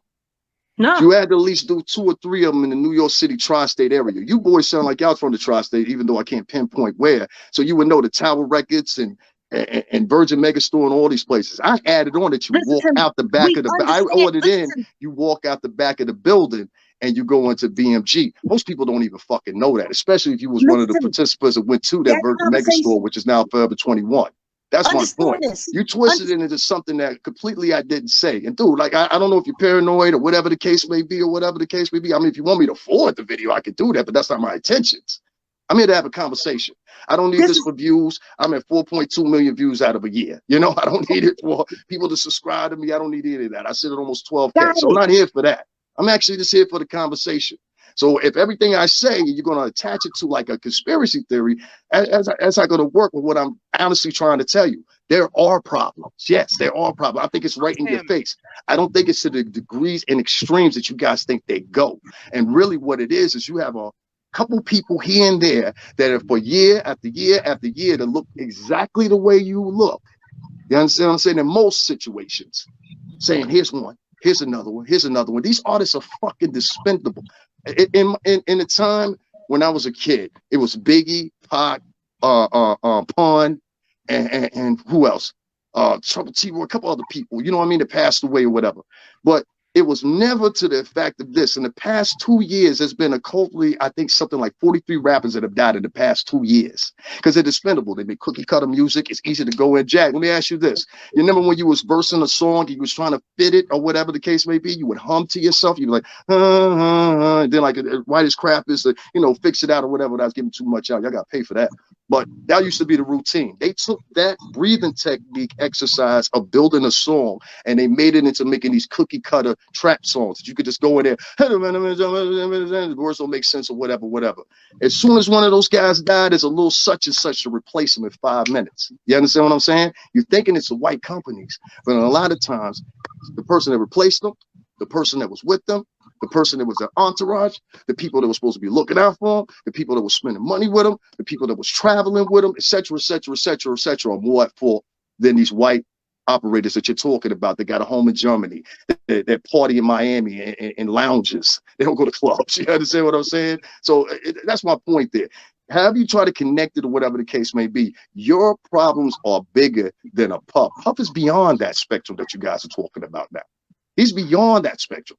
So the guys you're looking for now, the guys you're looking for now are the 35. Let me just say this, Jack, because it'll make sense. You understand what I'm saying? No, what do you mean? The average 35, 40, 45-year-old guy now that's doing the same play as a Puff or all these guys back in those days, that guy is more vicious. And he's willing to sacrifice one of these kids just like that, if you give them $1 billion. And I'm pretty sure there's a couple of examples you guys can point out online. You know what I mean? I don't have to say nobody's name, but they will sacrifice these kids, if you want to say in an esoterical sense, in a religious sense, or whatever the case may be. I call it just, I don't give a fuck.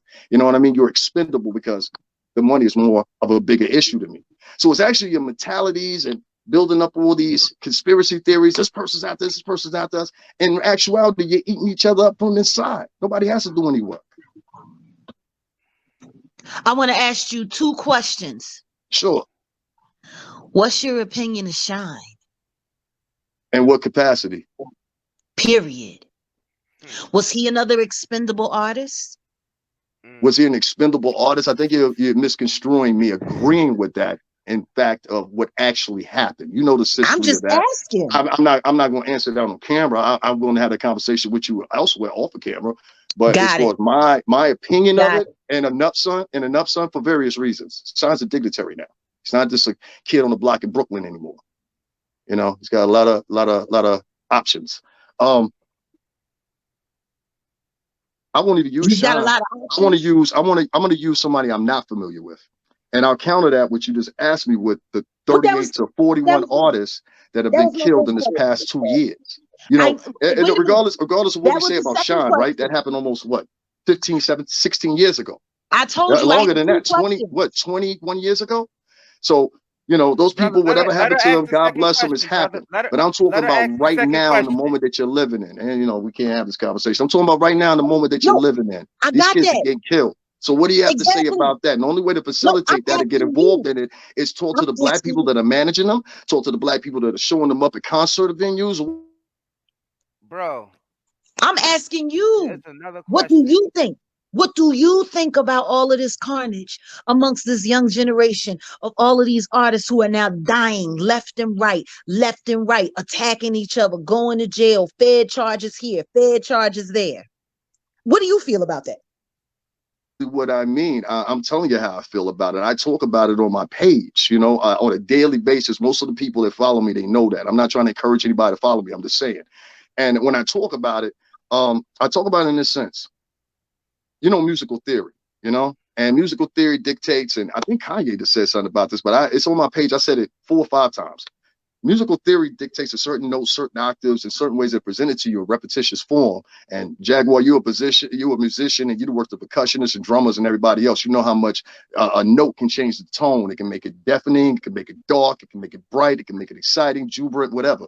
So musical notes have that way of doing that. The thing with trap music is, if you listen to it very carefully, I know from being a musician, it all has a certain chord and certain octave that it follows. Whether it's the UK drill, whether it's trap music. they all have that pattern, because I think a lot of people don't realize it's easy to build around that pattern as an artist. Like you could go into a studio and it would take the average artist 6 months. Just hear what I'm saying. And while you see so many of them, the average artist would take 6 to 8 months to create an album around them. Now these artists, they'll go in and within 15, 20 minutes, they'll have one of these trap songs produced and ready, and now it's ready to play in the club. Now that energy that's in the club, if y'all pay attention, all the time that these kids get killed, they don't get killed in the comforts of their home. They get killed at a club, they get killed at a hookah lounge, they get killed coming back to the block, they get killed somewhere. It's always anywhere but except for where they're performing at. You understand what I'm saying? It's always somewhere after that. And why? Is because the energy that the music induces, it lets off these dopamine hits. I don't know what it is, but it lets off these dopamine hits that just exuberate people to commit violence or want to do violence or have it in their heart. How do you feel about that? I just told you how I feel about it. I feel horrible about it, but is it my contraption? No, it's a contraption of people. Once again, I'll say that you have people that are encouraging.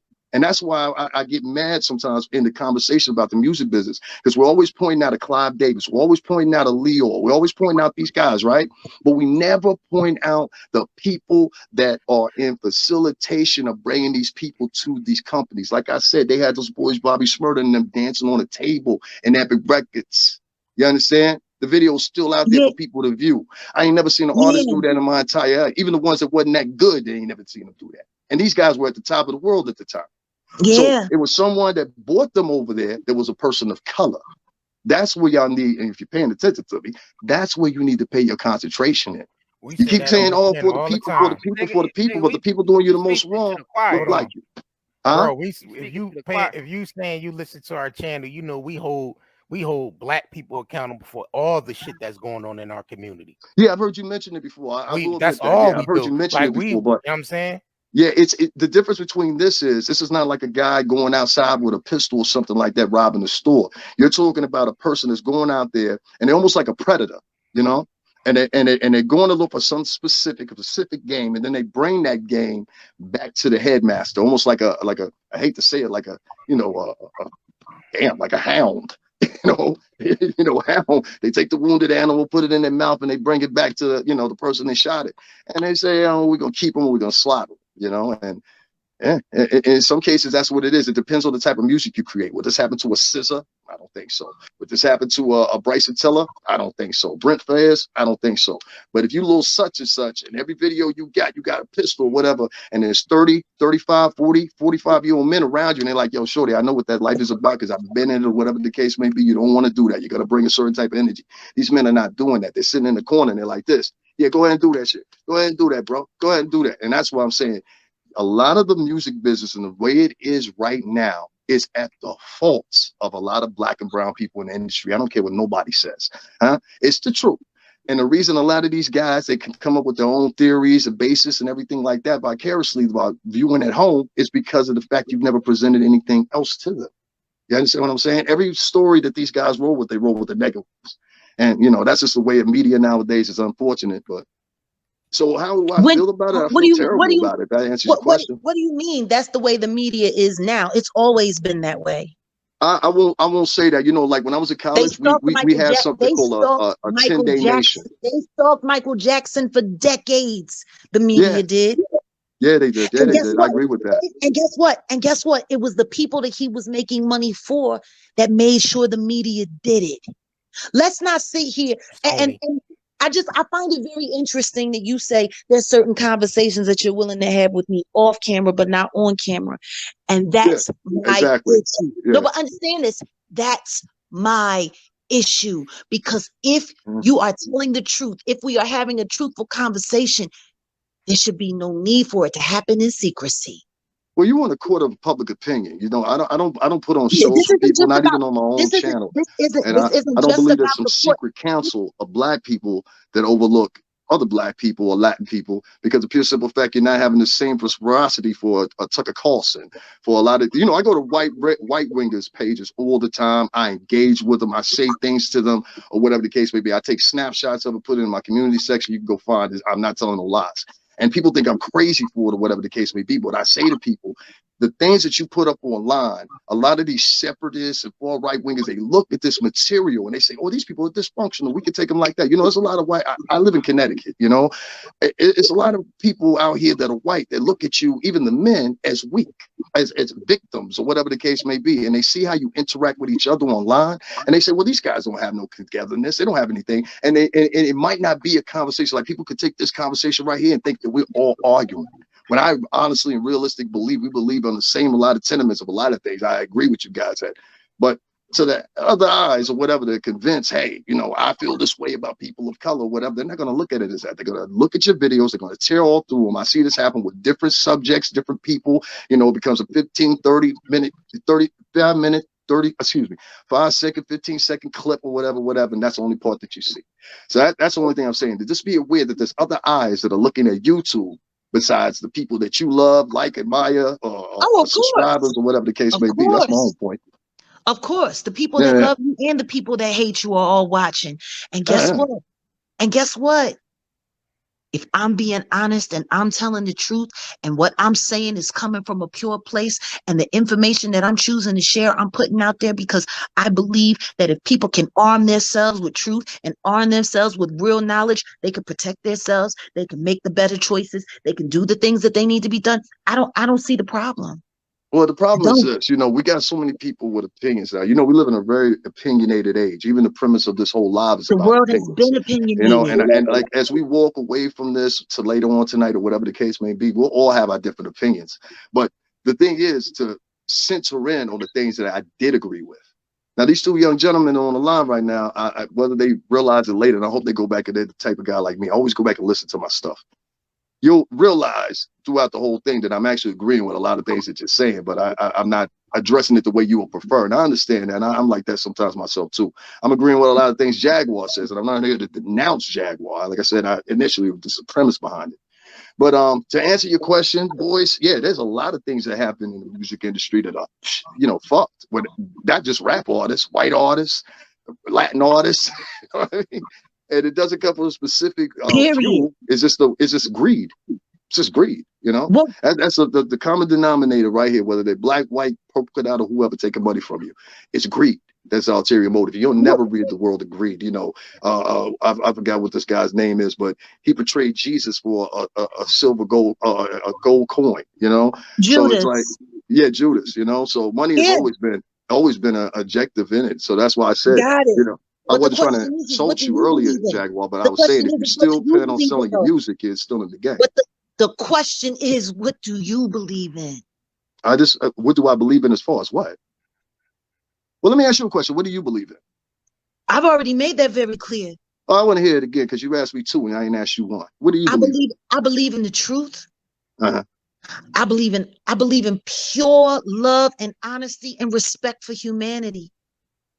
I believe that every human being that was given a gift was given that gift for a reason and for a purpose. And I also believe that there are people here on the face of this earth that were put here specifically to exploit that and to use it and to change it. See, this is the issue that I have, or should I say where my passion comes from with the way people play with music.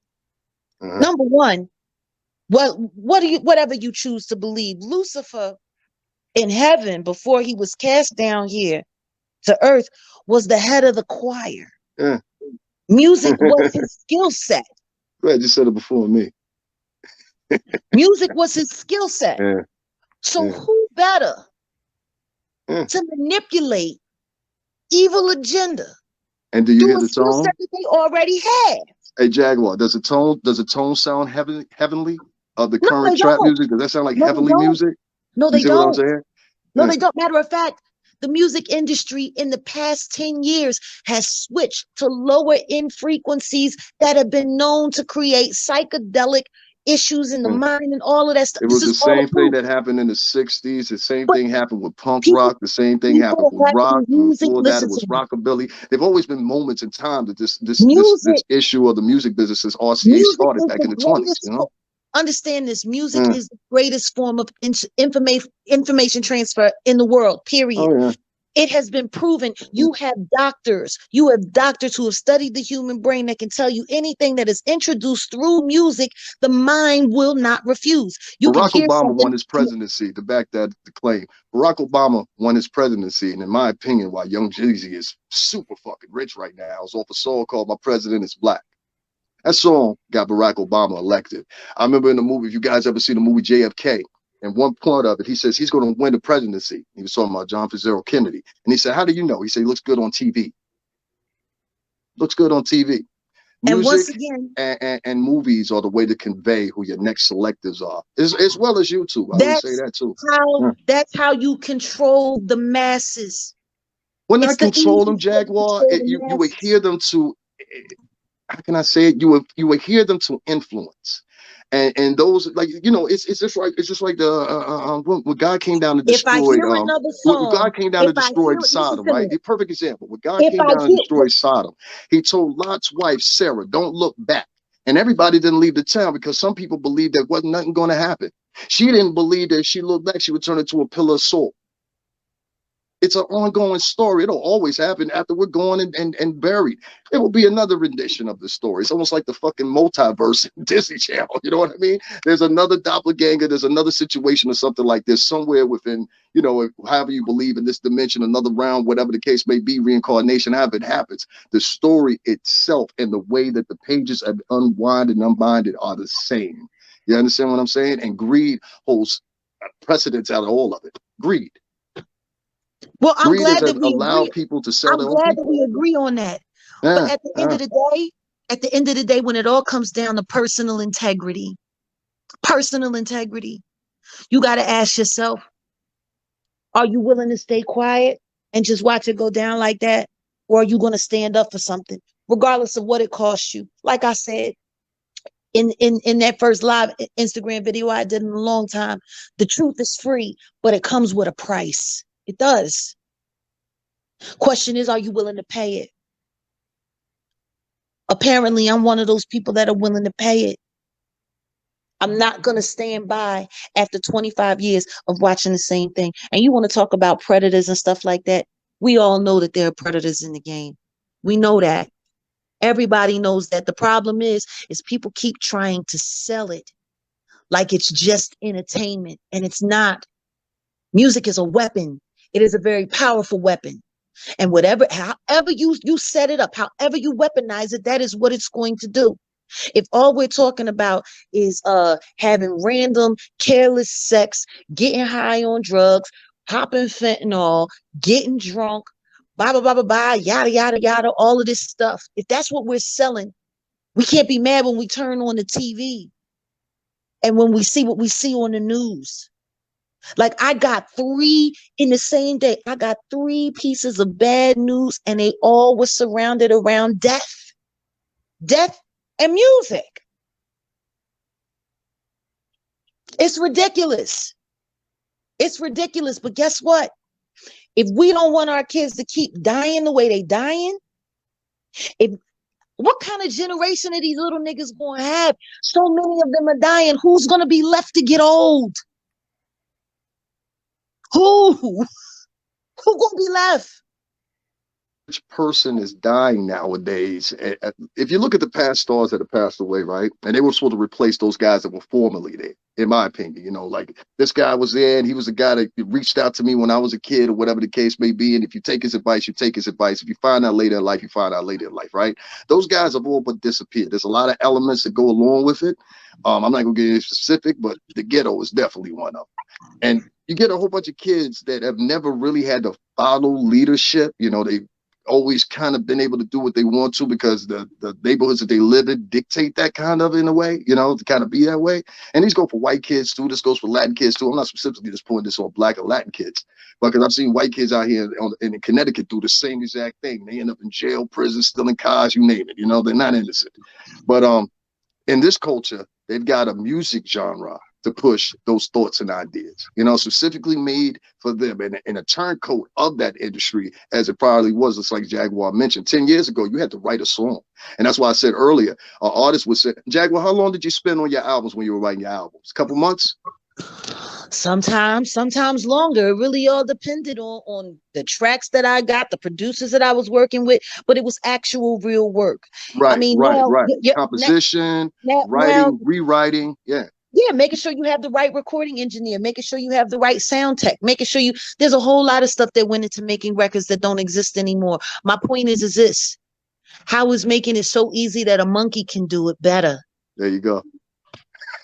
And it's all symbolized so that money that they're not making anymore, like I go back to it, and those periods when it was Tower Records and all those places, Virgin Record Store, that $18 they were making off that physical vehicle at $18 and $12, whatever the price point was. Even the bargain bin at freaking Walmart was $4.99. If it's all about the money, then how is it ever about the music? They're not getting it anymore. So if you dish out these cookie cut artists, you get it. If it's all about the money, then it can't be all about the music. That's fair. That's fair. That's fair. That's fair. And the sample was here, you know. So like I said, I once again, I'll say it again, and I think, Jaguar, you got it as much as I got it. The people that you don't need to talk to, those CEOs that sign those contracts, or the guy that's from BMG, or the guy that's from Arista, or whatever, the guy that gives you the budgets and all that stuff, or whatever, agrees to the contractual agreement or whatever, they don't. Usually, not all the time, but usually they're not gonna look like you. And these guys are not concerned what kind of music you're putting out. I was with a man last night. I'm pretty sure he was right next to Clive Davis. Tell me if you know what I'm talking about. You tell me if you know what I'm talking about, Jaguar. He was responsible for Melba Moore's what's the name? Melba Moore's career. I was with Grandmaster D from Houdini last night at the Universal Hip Hop Studio. He did a little set there, him and Pete Nice and all them. I came out there to support or whatever. It's on my YouTube if you guys want to check it out with Jaguar. But what I'm getting at is these guys now that you have out in the music industry, they don't give a fuck about that. They care about, no, listen, I got this guy, a little such and such or whatever. He can make $1 million, and if he can't make $1 million, he can at least recoup everything off his sales of his merchandise, his ticket sales, or whatever. You better make it because you're in the hole for that. Anymore. Yeah. Record companies aren't record companies anymore. You know what they look at first? Do you know what they look at first before they even think about sales? How many follows do you got on social media?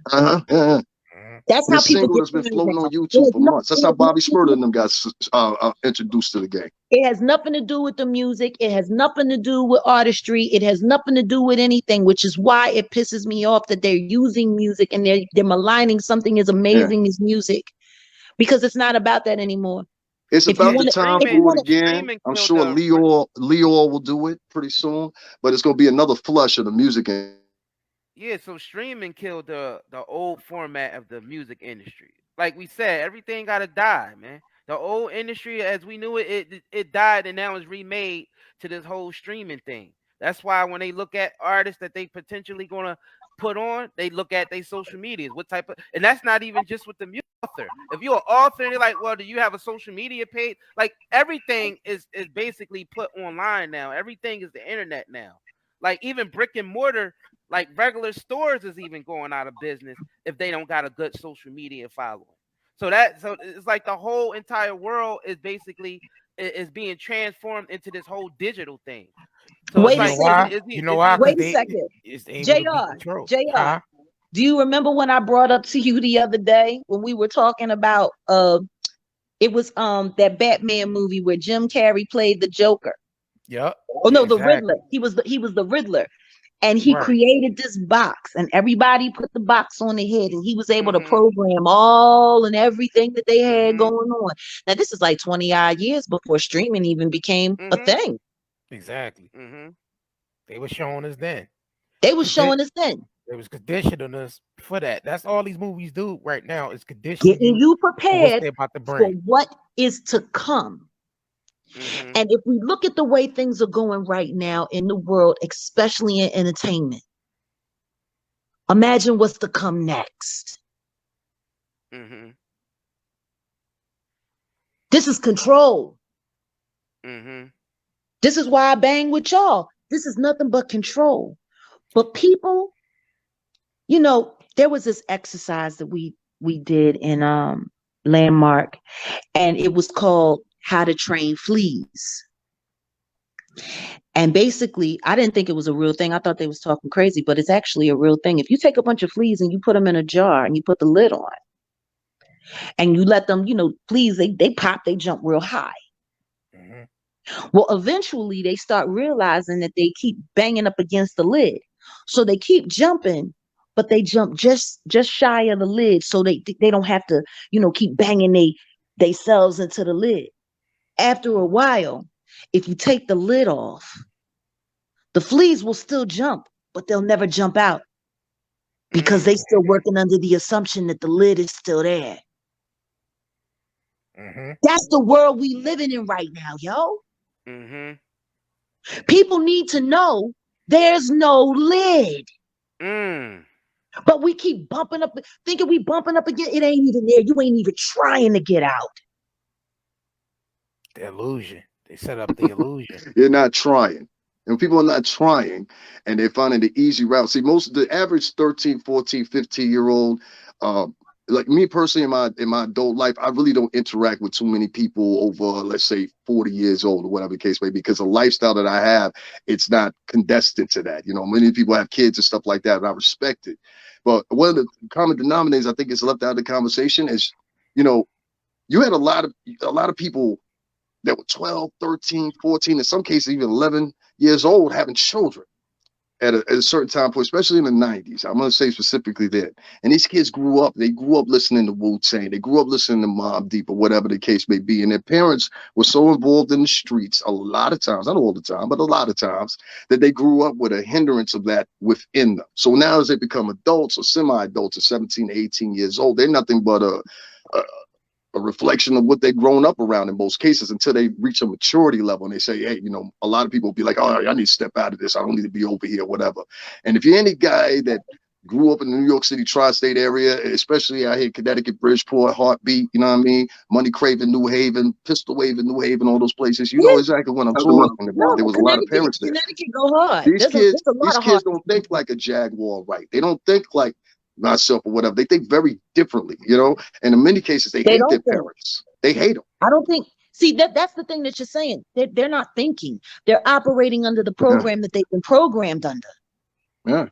The music industry and the TV. Let me say this. Like when I was younger, they used to say, let's go with what Jaguar was saying. When I was younger, and Jaguar, tell me if you remember this, they used to say that the mall was a babysitter. Now, in the past 20 years, the internet has been the babysitter. The internet got your kids. It's like Kanye said, the internet got your bitch. You know what I'm saying? That's what he meant by that.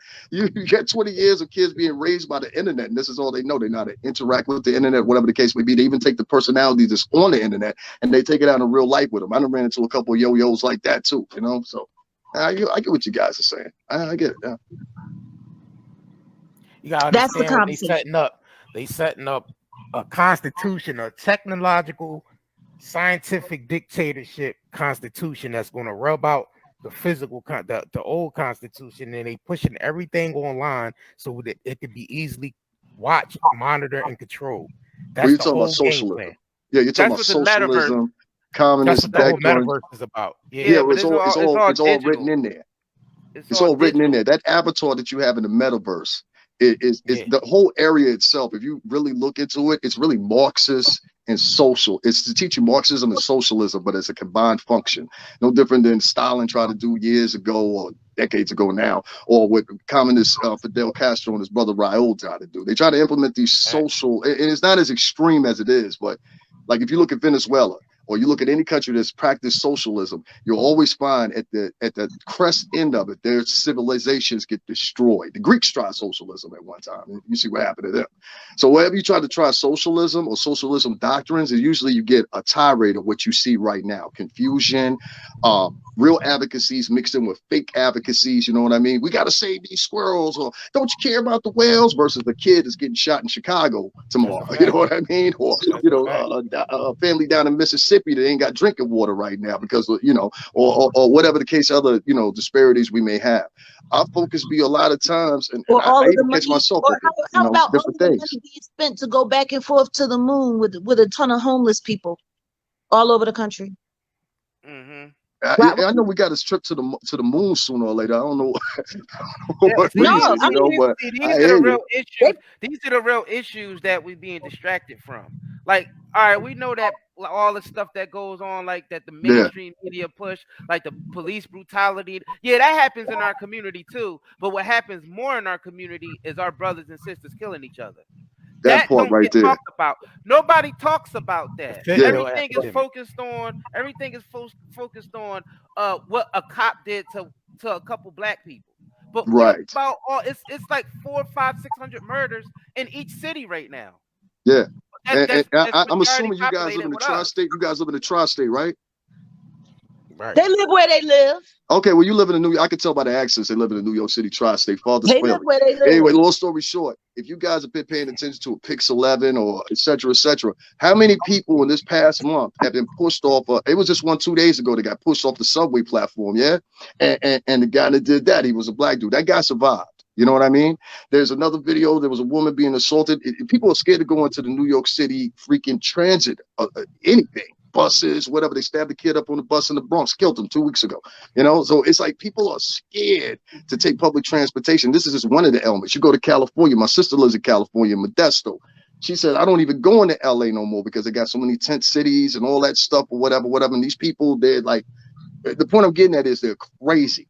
You know what I mean? Like, you got to be accustomed now when you go out in New York City to be looking for crazies, you know, people talking to themselves. You got to click with them, you know what I mean, or whatever the case may be. And I got to watch for the, you know, everybody else, you know what I mean, that may not like me or whatever the case may be. It's heartening, but that's the way the country is. But once again, I'll say, once you advocate socialism, you put in certain advocacies, you put in certain cry for me about everything type of isms, this is what you end up with. And the same thing happened in Venezuela. The same thing happened under Stalin. The same thing happened under Mussolini. Yeah. Just check it. The information's there. Same thing happened with the Greeks. I think Caligula was the last straw for them. You know what I mean?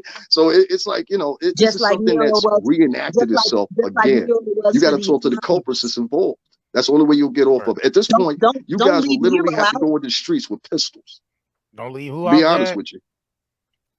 Don't leave Idi Amin out. Don't leave Nero out. Yeah. Don't listen to me. Once again, like I said, we live in cycles of repeat. Mm-hmm. That's not the issue. That's not the issue. That's the reality. That's not the issue. That's the reality.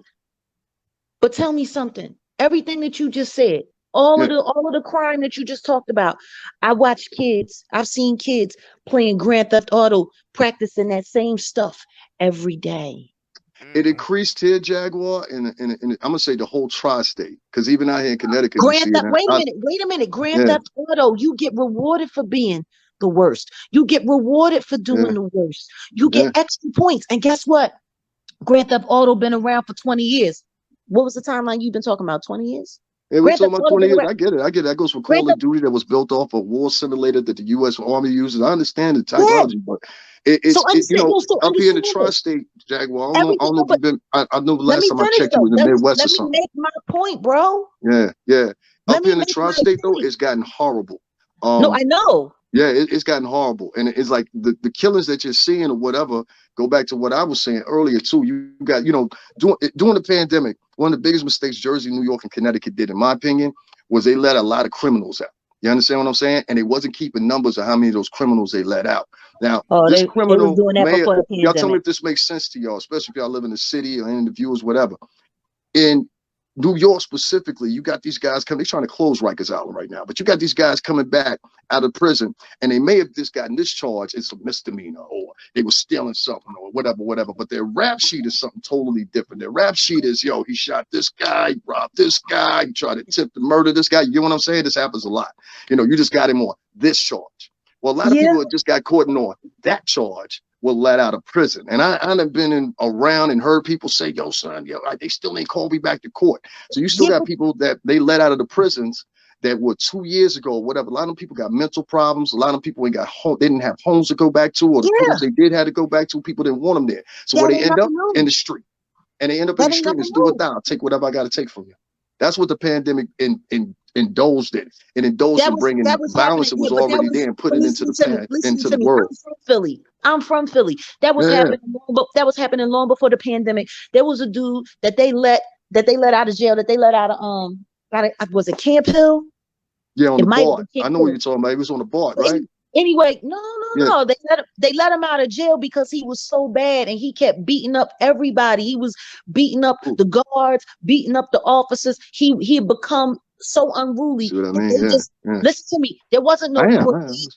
There wasn't no court date. They just let him out.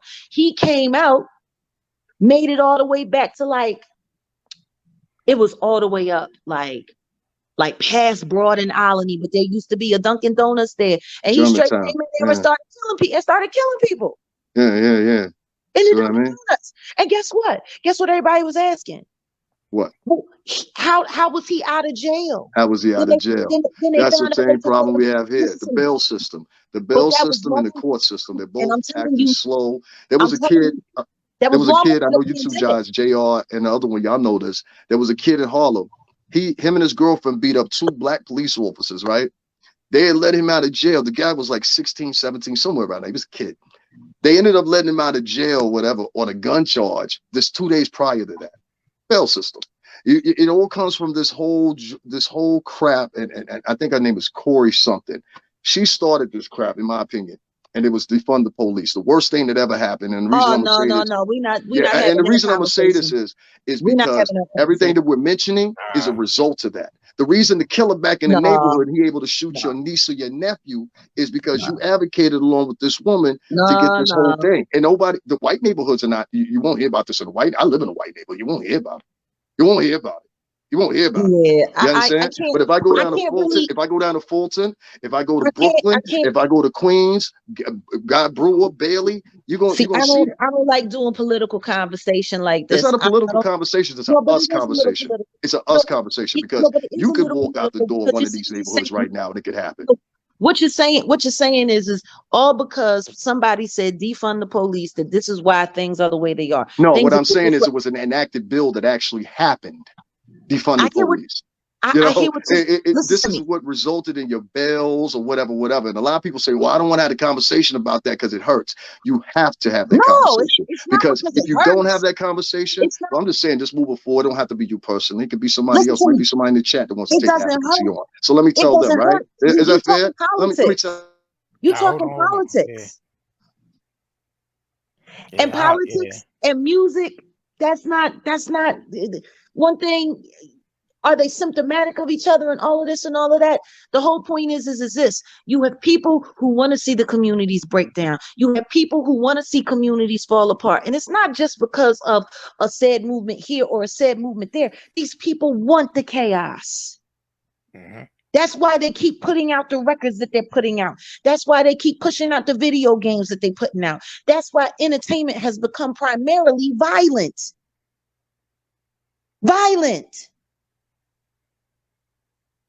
Period. And then guess what?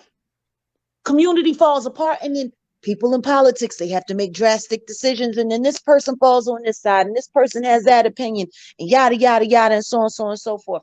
It's all symptomatic of each other. But we can't sit here and blame a lot of the crime that's happening because of drill and all of that other stuff on defund the police. Can't blame that. You can't, not remotely, not in my opinion. Not remotely. He's still, you muted him. He's still gone. Look, guys, I don't let nobody else talk. He don't let nobody else talk. We tell him over and over again. He don't let nobody else talk. I'm trying my hardest because but you know, I done sat here and looked at the comments. I don't know how many people done said that he a plant. I don't know how many people done said that you need to be careful. You need to watch out. Like, for what? Well, yeah, be careful of what? What we need to be careful of? What no, what talking is he gonna do? I don't know. I don't know. But I'm saying all of these conversations, they all fall in one way or the other. We got to get back to what this is really, where this really all started at, and what this is really all about. What it's really all about is, gentlemen, this is crazy. I feel bad that I actually called in. I'm sorry. Nah, because you got to understand something. I didn't, because this was not my reason. Actually, I wasn't even trying to be on here this long. That always happens on this show. That always happens on this show. I just wanted to dial in and say I'm sorry if I made any trouble for y'all, because that's not what I was trying to do. You ain't make no trouble for us. You ain't make no trouble for us, and you ain't make no trouble for yourself. Like, you talking facts, you talking truth. Like, and the thing about it, when you talking truth, trouble gonna come along with that anyway. That's why the brother here showed up. Yeah, the world hates the truth. Yeah, I'm saying, when you talk the truth, yeah, I mean, it brings people out. It brings people out. People's gonna talk regardless. People's gonna they're gonna be opposition to that. So that's what happens. You know what I'm saying? I'm done with politics at this point in time. I'm done with the whole politics thing. The politics shit is over. Well, to me, in my opinion, it's all irrelevant at this point. Right. It's all irrelevant at this point. The truth is half of the country feels one way, the other half of the country feels the other way. Nobody's going to be right. No side is going to give. The only thing that we can do is find ways to try to make our communities as safe and as healthy and happy as possible. And the best way to do that is by not pushing poison into it. And let's just be honest, a lot of this music has become poisonous, and it's all driven by all of the things that are happening behind the scenes, like we talk about. Right. Some of the people in this chat is crazy as hell, man. Tell me something. He got your location up. Got our location for what? Like, what is, like, y'all niggas is crazy. Niggas is crazy in here. Like, wait, y'all. like he got us on a Fed line or some shit, and he getting our location like just like we on some old landlines and shit. Oh, they don't. Oh, he done left. Yeah.